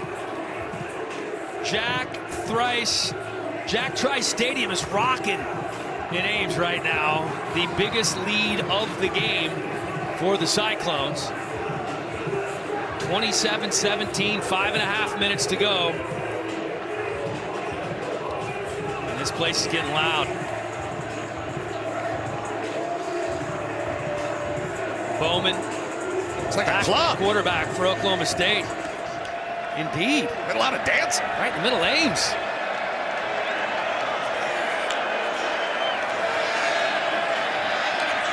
Bowman over the head of Brennan Presley.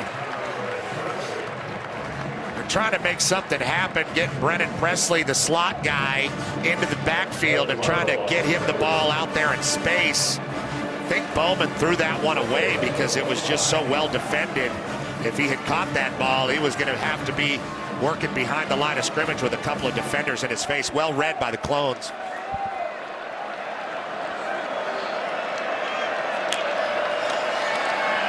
Four-man rush for Iowa State over the middle. Bowman completes it. Jaden Bray halted him for the first down. Jaden Bray, another one of those guys that missed time last year with a hand injury. That time just hooks up over the middle. Ref does a good job of ducking out, and it's a first down for the Pokes. Jaden Bray, very dangerous when he gets the ball in his hands. And you mentioned just 3 games played last year. A couple of his receivers have been battling injuries. Bowman on the left side. Another first down for the Pokes. A couple of nice moves. That's Bray again. Here's Bray working on the edge. Miles Purchase defending him, and just about a 6-yard cushion. Pretty easy read for Bowman, and then Bray creates with his body.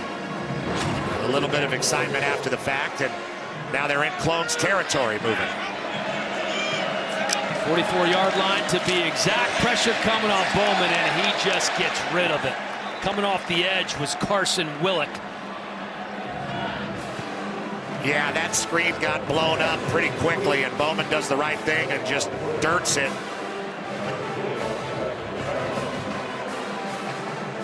They got Ollie Gordon in the game. He's had some good runs, but they really haven't established anything as Coach Gundy's team that they can really lean on right now.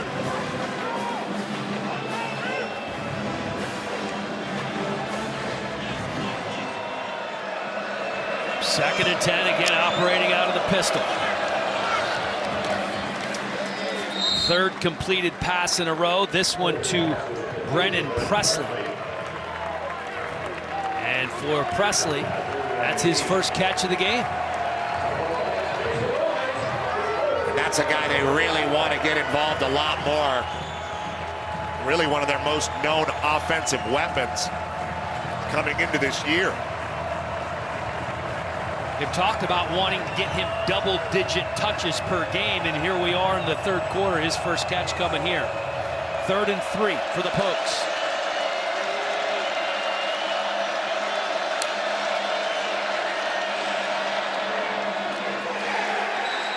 Not gonna get it.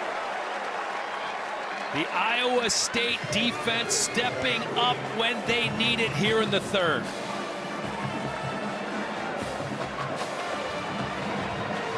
A short throw there to Sean James.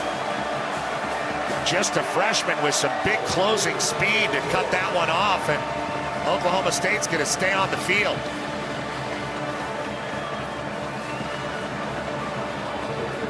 Looks like they're going to go for the field goal here. A 53-yard field goal attempt is up, and it is good. Back on the board, just chipping away at that 10-point lead, which was the biggest lead of the game for Iowa State. Bowman with a little bit of success there, had a couple of throws. That last throw a little short. Decided to kick the field goal. And for Hale, that's a career-long 53 yards. Pretty good answer. And a great decision to get Hale out there for the long field goal, because it worked. Total yards pretty similar, but the rushing yards very interesting. You'd think going into this game that you see that disparity in rushing yards and you'd say, wow, Oklahoma State's controlling this game. That's not the case. Well, 71 of those rushing yards came on one run, which was the biggest run of the game.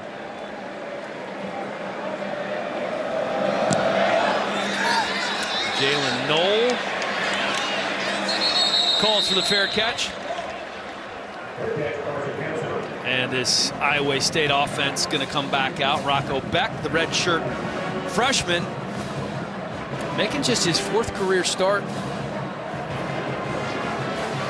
Well, he's shown a lot of poise, a lot of decisiveness, leadership, great body language, and he hasn't had that run game to lean on, but so far it hasn't mattered. He's been navigating this with a lead and a lot of pressure on him. They are not protecting him well, but in spite of all that, Rocco Becht and his receivers having a heck of a game. Becht set to throw, takes a huge shot, somehow still completes the pass. He got absolutely crunched, but still got it off to Knoll, and it draws a flag. Colin Oliver and Becht talking about it, showing a little sportsmanship there. Oliver hit him high. Personal foul, roughing the passer. Defense, number 30, contact to the head. 15-yard penalty added to the end of the play. First down. Just a roughing the passer call. It was an accurate throw, and it's been like this all day. Colin Oliver takes a little bit of a left route and then into the face of Becht. And hits him high. That's going to draw the flag every time, especially in 2023. And he still hit Jalen Knoll.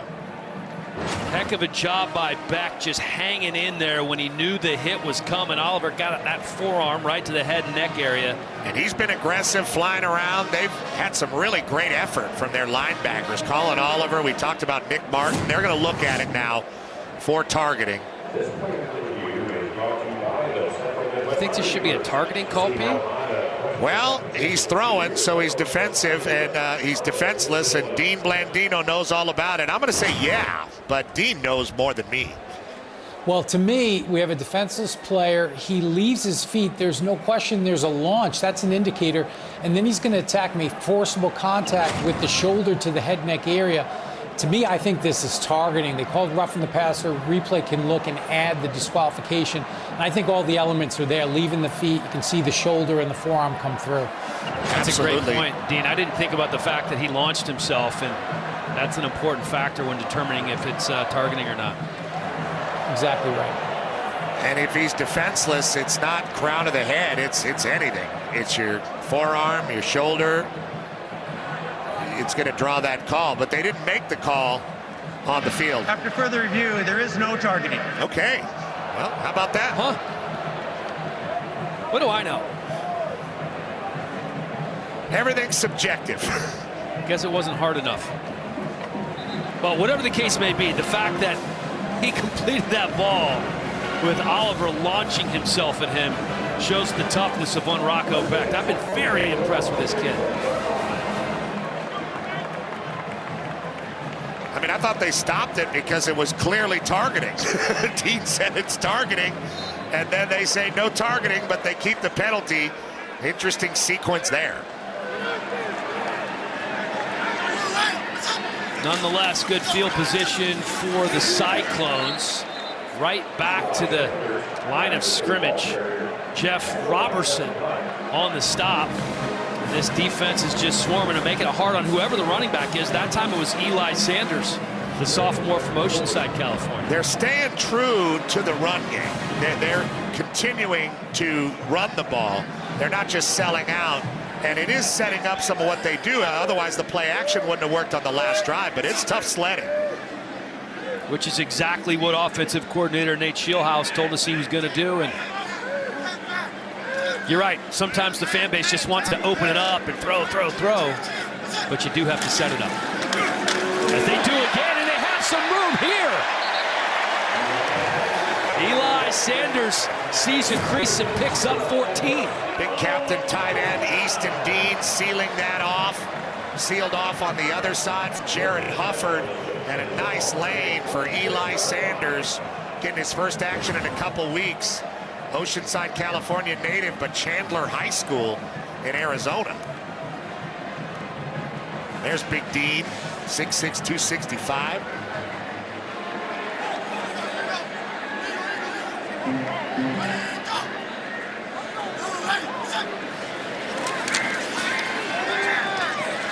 Becht dumps it off for Steve-O Klutz. What I like about Becht is even if it's a short pass, and a lot of young quarterbacks would wait to see if there's something better downfield there, he doesn't. He sees the fullback open. He knows he's going to get tackled right after he receives the ball, but he gets it to him. 1 foot in front of the numbers so the back can catch it with his giant pads. And you got a really manageable second down. This guy is really, really smooth. For a young player, he's a really smooth operator. Over 300 yards. First 300-yard game of his career. And this one again complete to Easton Dean inside the 10-yard line. The Cyclones are threatening. That one goes for 15.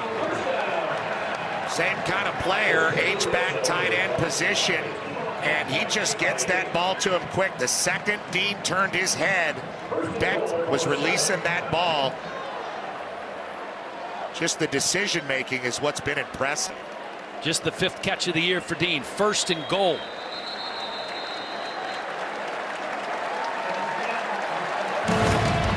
And Iowa State threatening once again at home. Jack Trice is rocking. 7-point ball game, but not for long. We're back after this. Iowa State came into the game ranked 116th in the nation in red zone offense. This is their first trip to the red zone today. Sitting on the 7-yard line. It's 1st and goal. Becht keeping it on the ground with Eli Sanders, and Sanders diving for the end zone. Touchdown, Cyclone.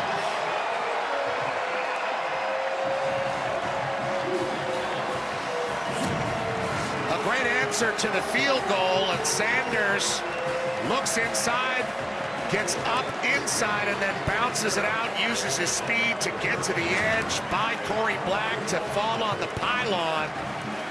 And a lot of great things for the Iowa State offense. You just mentioned they've had some quick strike ability, some downfield stuff, deep stuff from Becht, and now a more sustained drive that finishes with a run play. Starting to feel a lot better about the development of their offense, although I still think they have some deficiencies on the offensive line that they need to address. Both teams have had their struggles on the offensive line, but to your point, they've stayed true to the run game, and that set up their success in the pass game. And this time, it is Eli Sanders bouncing it to the outside, putting Iowa State up by 13. Chase Contreras trying to make it 14 here, and that's exactly what he does.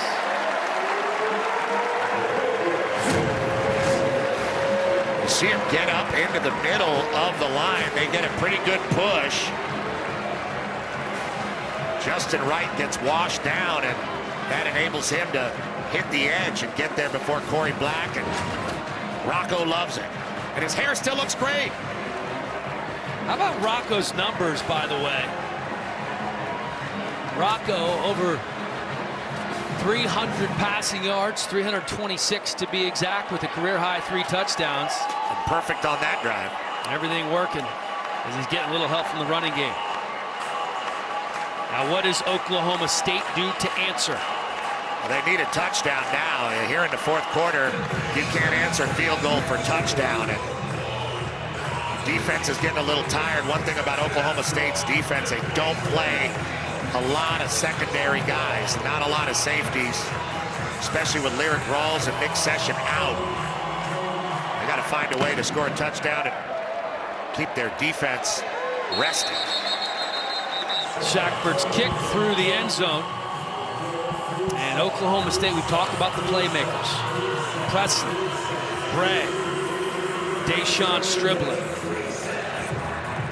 Can Bowman get the ball in their hands and let them go to work? Oh, I could see you wearing that costume, P. As long as there's no ketchup on it. You're anti-ketchup guy? It's un-American. That is un-American. Oh, the cops are worried about it too. My goodness.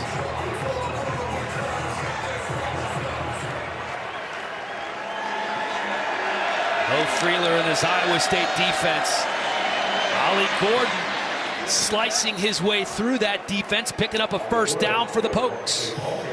That's what they want the run game to look like. They want Ollie Gordon down the field, hitting Freeler in the mouth, and that's what happened there. Instead, what it's been a lot of is guys like Freeler and Jeremiah Cooper up around the line of scrimmage. Bray with some room picks up another first down. TJ Tampa on the tackle after a gain of 12. They've had some success throwing the ball over the middle. Bowman has. And a lot of crossing routes they've had some success with as well.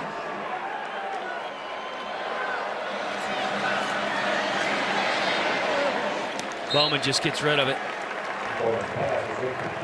They're really playing fast now.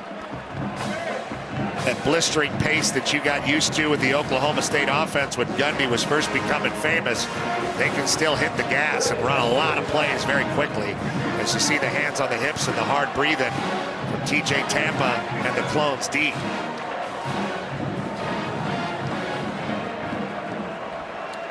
Second and 10 in plus territory.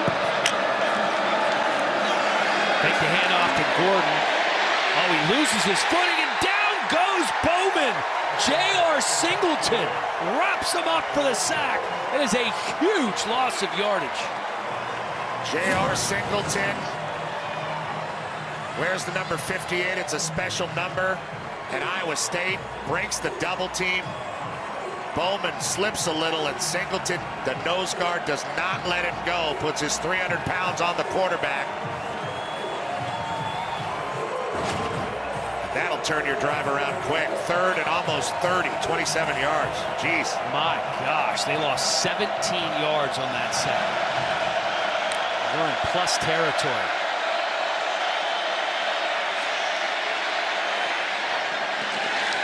Nowhere to go. 4th down and forever.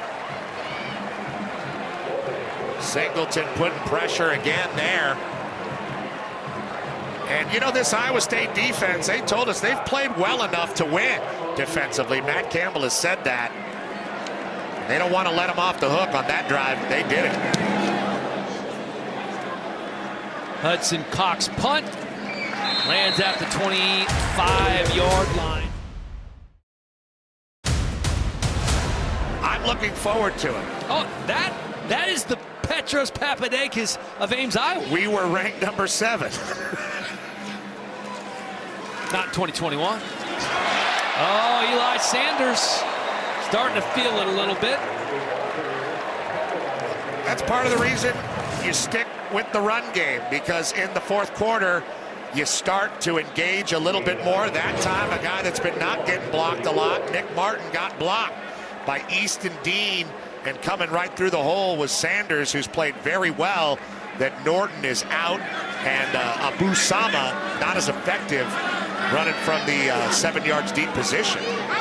Looks like Sanders' wristband with the plays on it's kind of stuck open. Not very often you see a running back with the plays on his wristband, is it? Yeah, it looks like everybody's got it. All the skill guys seem to have that. But yeah, it's, I mean, everybody can see the plays. I mean, now you can cheat. Yeah, it's terrible. Need a little extra Velcro on that next time. Yeah, even the O-line, everybody's got wristbands for the clones. Right. And a lot of them are stuck open. Yeah, except for Dean. He doesn't have a wristband. He's so old, he doesn't need one. 6'6" redshirt senior. Knows it by heart. A trapper keeper. 3rd and 1. There he is right there. Speaking of the devil, Easton Dean. And Oswego Kansas picks up 12 and a 1st down. Yeah, he did not need a wristband to get that. Oh, he's got it. Look at that. It's on his waist. It's on his belt. Here we are giving him all kinds of props like he's Albert Einstein with the offense, and it's just on his belt. That was a better story. Yeah, right there. Good use of the telescope. Yeah, sorry.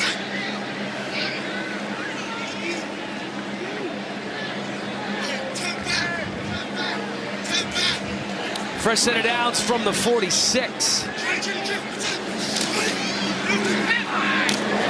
Quick pass. The knee was down there for Dimitri Stanley. Watching Rocco Beck do this now will be very interesting. They have a 2-score lead.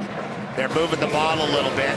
They are milking the play clock all the way down. They snapped it there in 2 seconds to get the 3 yards. Iowa State Coach Campbell really trying to deflate this Pokes defense and basically their entire team by keeping the offense on the sideline and wearing out this defense.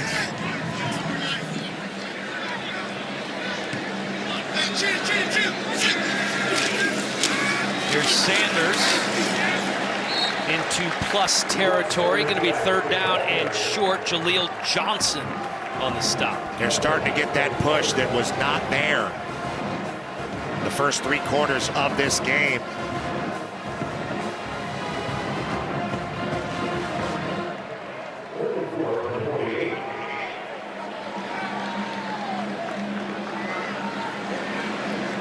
Iowa State absolutely dominating the time of possession.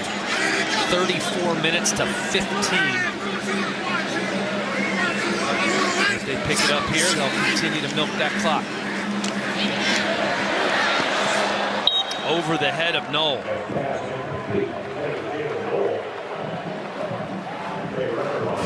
And sometimes when you slow your offense down and milk the clock, you can slow yourself down Lose a little of the mojo. a little bit. I don't know if that's what happened there, but Knoll has been there all day. That time Beck tried to get it to him in double coverage.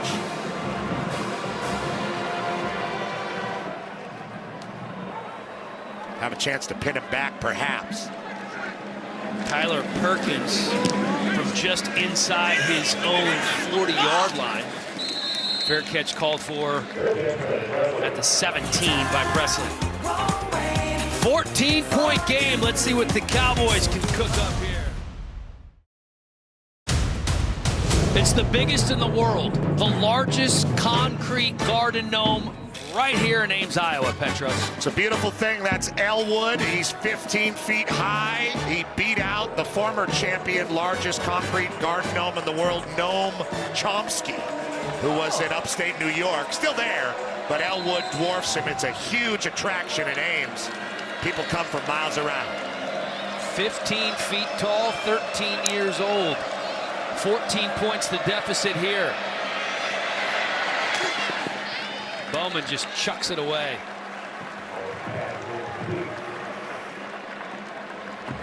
He's not afraid to throw it away and live to the next down. That might be a helpful thing instead of trying to create and throwing a pick down the field. We've seen that in this game. Well, not always the worst thing. Bowman's been around for a long time. He's 23 years old. It's his 6th year. Once threw for over 600 yards in a game when he was at Texas Tech. All he needs here is about 81 to find the end zone.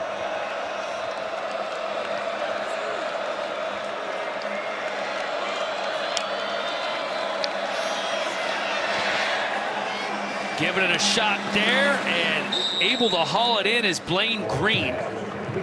Pick up a 17. Yeah, he's back in the pocket. Pressure coming from Singleton, and he kind of throws that off his back foot, floats it up in the air, and Green goes up and makes the play. Pressure coming, has to get rid of it a little early. Green was there, but sails over his head. Iowa State dialing it up.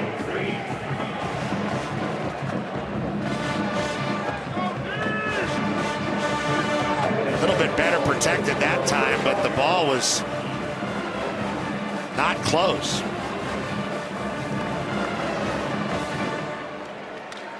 Second and 10 for Bowman, who's now 17 of 34 in the game.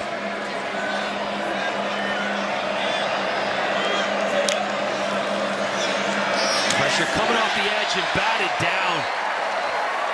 Well done by Ike Ezeagu, rather. And big Ike Ezeagu from Missouri, Blue Springs, 6'5". Comes in there and just like a giant wave almost overtakes Bowman, slaps the ball way back, and now a 3rd and long situation for this Cowboys offense that has had a pretty rough second half. Ezeagu has shown some serious flashes. The coach is very excited about him. 3rd and 10 now for Bowman. Just a freshman. 4-man rush for Iowa State. Bowman gets rid of it. Gordon not gonna be able to get there as Carson Willett wraps him up. Carson Willick, also from Blue Springs, Missouri, just like Ezeagu. Doing a good job. I thought Iowa State's done a very good job of making tackles after the catch is made and limiting damage on the perimeter.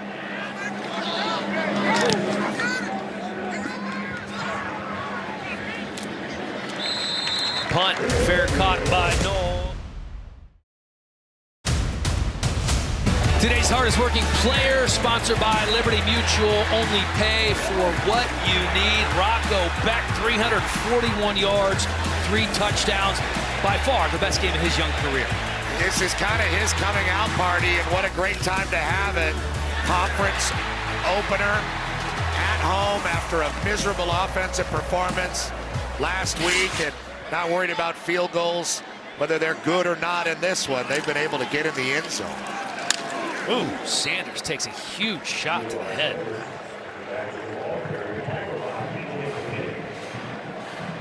Picks up 3.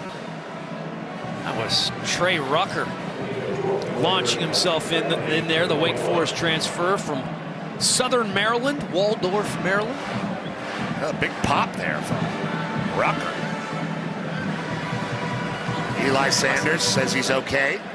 Has everybody heard that hit?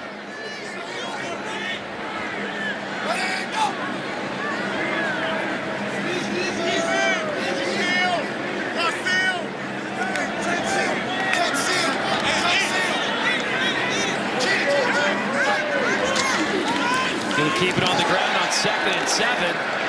And here's Sanders again. Just a skosh short, I think.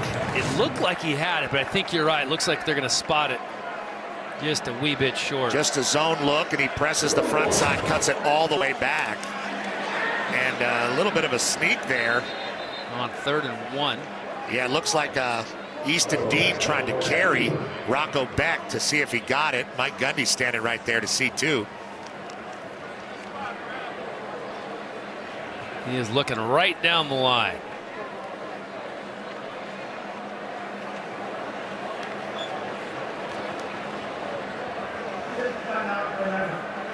They are going to measure and take a look at it. Coach Gundy looks a little different without the mullet. Yeah, I kind of missed the mullet, to be honest with you. I'm not. You're not a mullet guy? No, I'm not going to disagree. I think the mullet was pretty good. But, you know, everything must change. Yeah. Winter turns to spring. It does. It does. Now They do have, wow. Yeah. I mean, That's now. strong. Oh. Oh, man. Just barely. Now, I don't know. This is a tough one for Coach Campbell.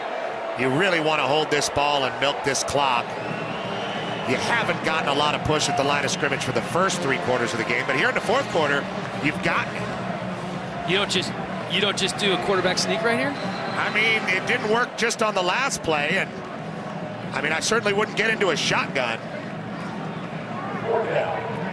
But they took everybody off the field. Yeah, it looks like they're going to punt.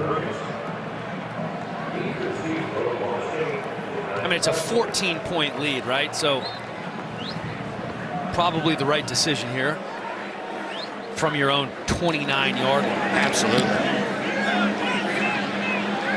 Perkins punt, fair caught by Presley. Wow, he really screamed at him. A 37-yard punt.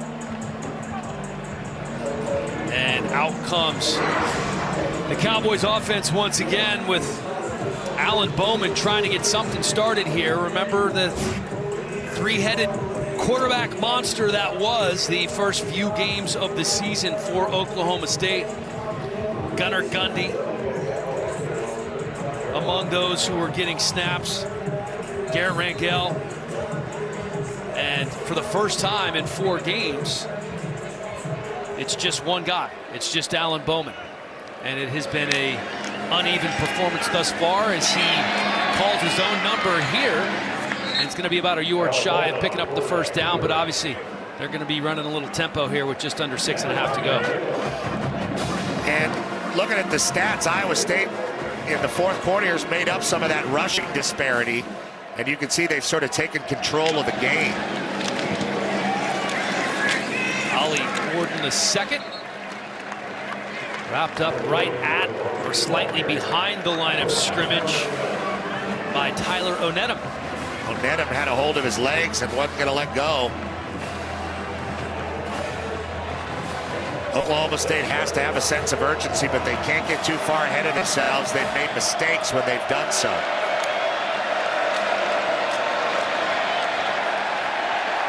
Don't think he got there. Bo Freeler leading the black shirts in there, and that is a strong defensive stand to force a 4th and 1. Well, we talked about the offensive line of Iowa State, but their D-line has stepped up here in the 4th quarter. J.R. Singleton has really shown up, played quite well.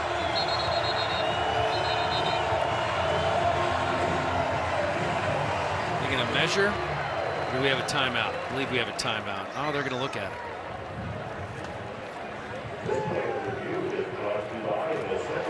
Going to review to see if Ollie Gordon got it. You see it's right down the line there.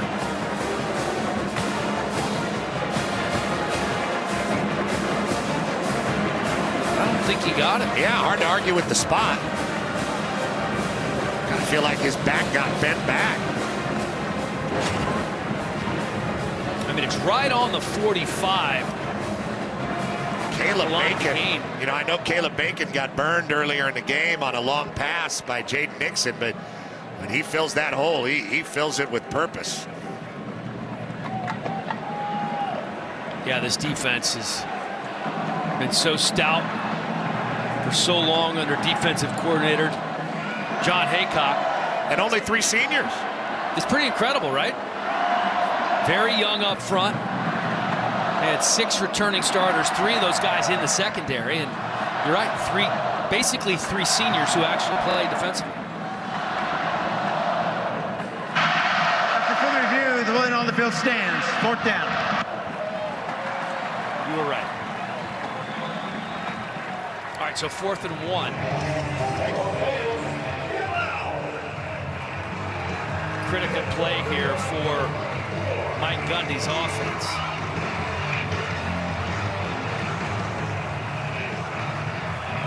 Starting to be a little bit loud. This is the moment. 4th and 1, working out of the shotgun. Nixon the back. Quick pitch. Nixon finds the corner, gets it. Bacon on the tackle, but he got the first down. Vaughn slow to get up. Yeah, Gary Vaughn, the captain, slow to get up, and that's not what you want to see. This is called a flip play, which means you're just depending on everybody on the inside to stay on the inside and that guy's speed to get to the edge. You see there's nobody out there helping Jaden Nixon with a block. It's just a flip play that's supposed to catch him off guard, and it does just enough before Caleb Bacon can get over and make the play. Gary Vaughn gets up, but walking with some effort here. Yeah, he wasn't 100% coming into this one. Missed a couple of games with an injury. They said they had to play like 6 linebackers and roll people through just to make up for his absence in the last couple weeks. On the Werfel watch list, 2-time academic all Big 12. He has been a key member of this defense for quite some time. 5 minutes to go to see if Oklahoma State can make some noise.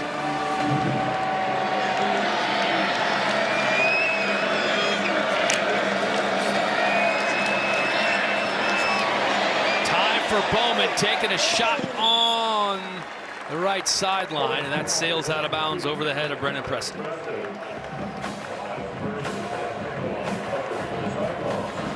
Just really hard to get anything established for this Cowboys offense today. And a lot of it has to do with some of those guys, these defenders for Iowa State. They have been relentless, especially their secondary plays really impressed me. Yeah, the back had a ton of experience. Here comes the pressure again. That's Lovett. Gets the pass off, but picks up maybe a yard or 2. Josiah Johnson making the catch. 3rd down coming up. Not a lot of guys running free. You make a catch, and somebody's going to tackle you right away. 3-man rush for Iowa State. Downfield, nice snag by Dejon Stribling. It's been a good matchup. Dejon Stribling versus TJ Tampa. 2 guys, 6'2", 6'3". That time Tampa caught turning around a little bit, and the ball was high. Stribling got up and got it. Bowman having to throw it away again. Ike Ezeagu with the pressure. 3:54 to go. 2nd and 10 coming up for the Cowboys.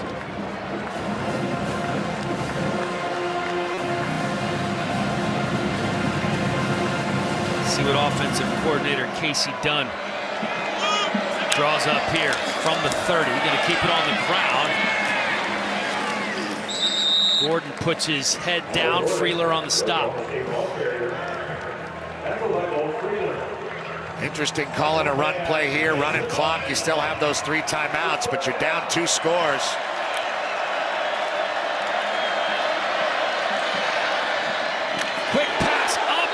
intercepted. Presley just stumped by Jeremiah Cooper. Jeremiah Cooper had a big pick in the Cy-Hawk game. Been a little beat up, but man, what a reaction. And that's what I'm talking about. These tackling safeties that come up and make plays. Just very impactful. Huge hit there as Presley's recovering on the sideline. Another 4th down.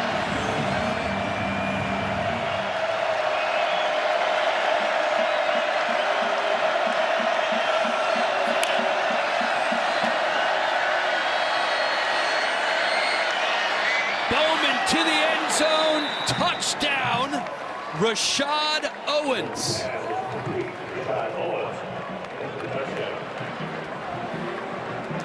Just when you think that Iowa State's defense is taking over the game, they get the ball down the field again, moving Bowman a little bit, and he takes a really weird route, kind of backpedaling, looking, sort of looked like he was playing in the park there, and flipped it up for Rashad Owens, who we haven't seen much today, a 6'2", 220-pound redshirt junior out of San Antonio.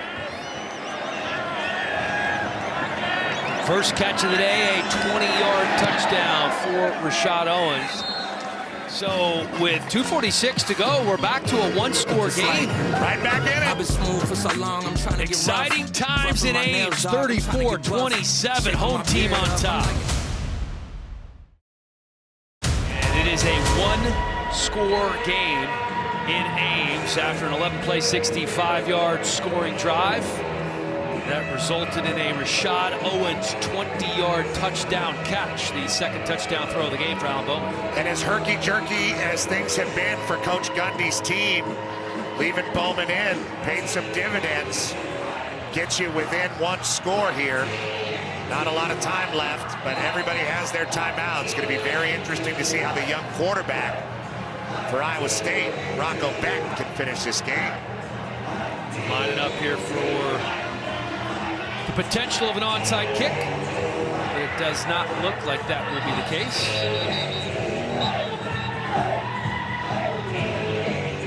Logan Ward. The ball falls off the tee. Timeout on the field. 2:46 to go here.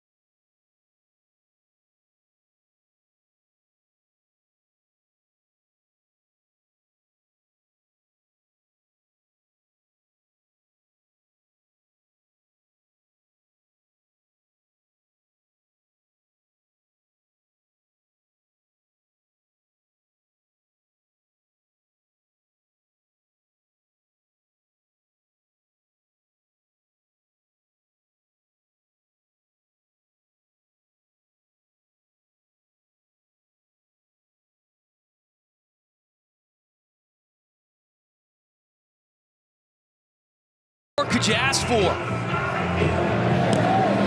One score game in Ames. Fair catch called for.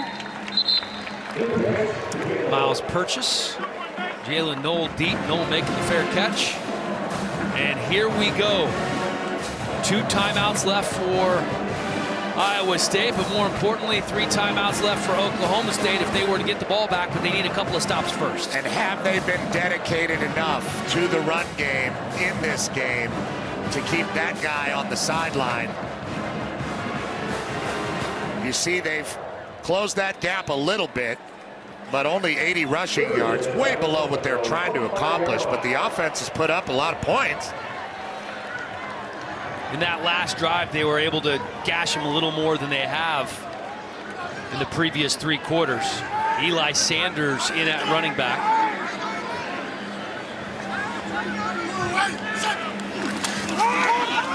Sanders getting the carry. Stonewalled at the 22. Kendall Daniels coming in from that rover spot. You better hang on to him for a little while because this thing could get a little bit more convoluted if you change again. 2nd and 12. Quick pass to Sanders. Sanders stays in bounds. Yeah, I'm not really sure why he slid there. This is a win that builds confidence. Your conference opener after what they went through against Ohio, certainly you're riding high. Against a team like Oklahoma, you're going to need as much confidence as you can get. They have to be able to finish it. You know, Iowa State's had some great success against good Oklahoma teams over the years, but they need to find out what it's like to win and what it's like to put together a game and win it. And this is a situation that's critical. Rocco keeping it on his own, and he's chopped out. Great play by the defense there. Kendall Daniels and Cameron Epps. So that brings up 4th down. They're going to have to punt. And to your point, Oklahoma State looks like they're going to get another shot. Good job supporting here. He's got 1 blocker and 2 defenders. Gabe Burkle can't really help him out much, and Cameron Epps, who's been abused a little bit in the secondary today as a young freshman, makes a great play, forcing this punt, and Rocco Becht was unable to hang on to the ball and eat that clock. It's going to be up to the Iowa State defense after this punt, presumably. Tyler Perkins, one of the best punters in the country, able to flip the field. They would love to see him do that right here. This is the 3rd straight punt for Iowa State.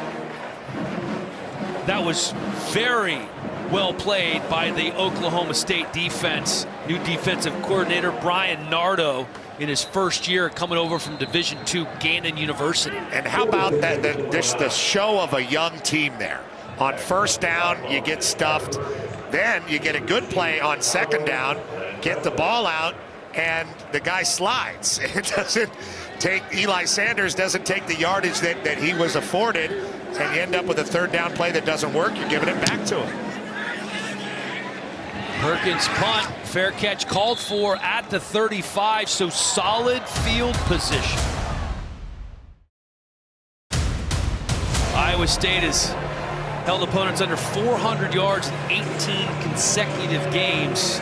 Oklahoma State at 394 right now. Everybody trying to rally their troops, yeah.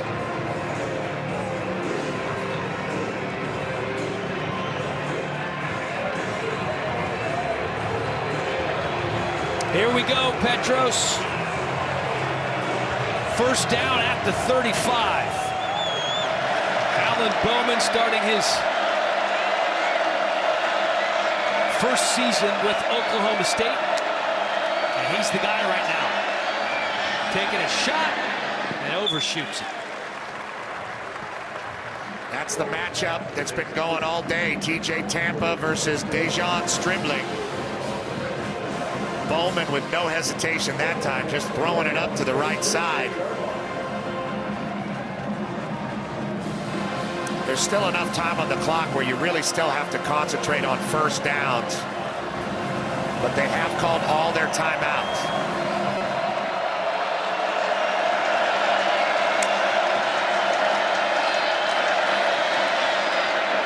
Bowman going to keep it himself and get out of bounds.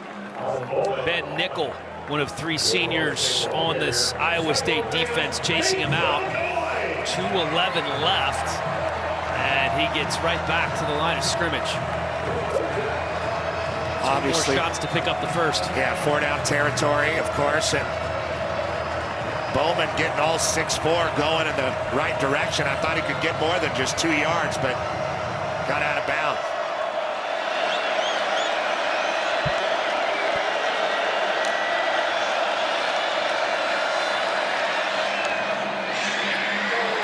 Presley just past the 50-yard line. Check that. Dejon Stribling just past the 50, picking up the 1st down for Oklahoma State. 13-yard gain. You got the defender, Miles Purchase, falls down here. Or no, not Miles Purchase. That's TJ Tampa falls down coming across the field to get him, and that's what enabled Stribling to get a few more yards. Big first down for Oklahoma State. 144, ball on the 49. Pressure coming off the edge, and Bowman gets rid of it. Live to see another day. And he's done a good job of doing that, especially down the stretch here as they're starting to threaten to tie this game or win it. Bowman gets rid of it. They get to another play right away. Shown some courage on third down to get this thing going in the right direction. Well, that's where you can see the experience, right? A six-year senior in Alan Bowman.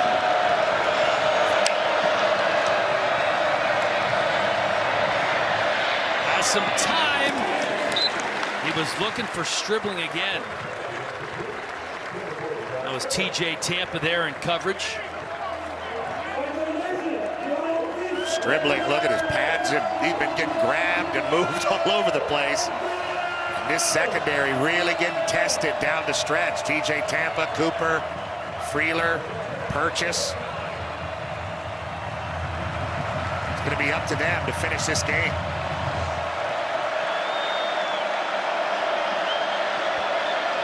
Third and 10. Bowman. The pressure coming in from Ike Ezeagu, and there was nowhere to go with that ball. It is coming down to this. 1:27 to go. 4th and 10 for Alan Bowman and his Cowboy offense. Expect Iowa State to line up all of their big safeties right across that first down line.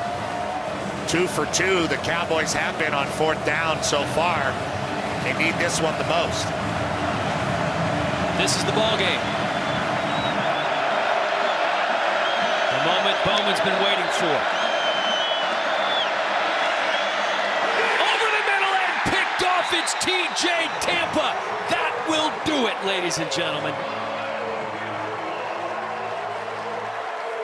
TJ Tampa, who fell down earlier in the drive to give Bowman his first down. Bowman coming to the sideline, making a heck of an effort to tie this game, but just forces it in there a little bit too hard. And what a heck of a play coming underneath with that good length and good speed. The senior, TJ Tampa from St. Petersburg, Florida. But his name is Tampa. That's the other side of the bridge, right? That's close enough. You know, his first career interception last year against Oklahoma State, gets the interception this year against the Cowboys to seal the deal. And the defense is what's carried this team through the young season so far. Fitting that they seal the victory for the freshman quarterback, Rocco Beck. And it's the most points they have given up this season, yet I think they're going to be just fine with it, considering they're going to escape the conference opener with a win.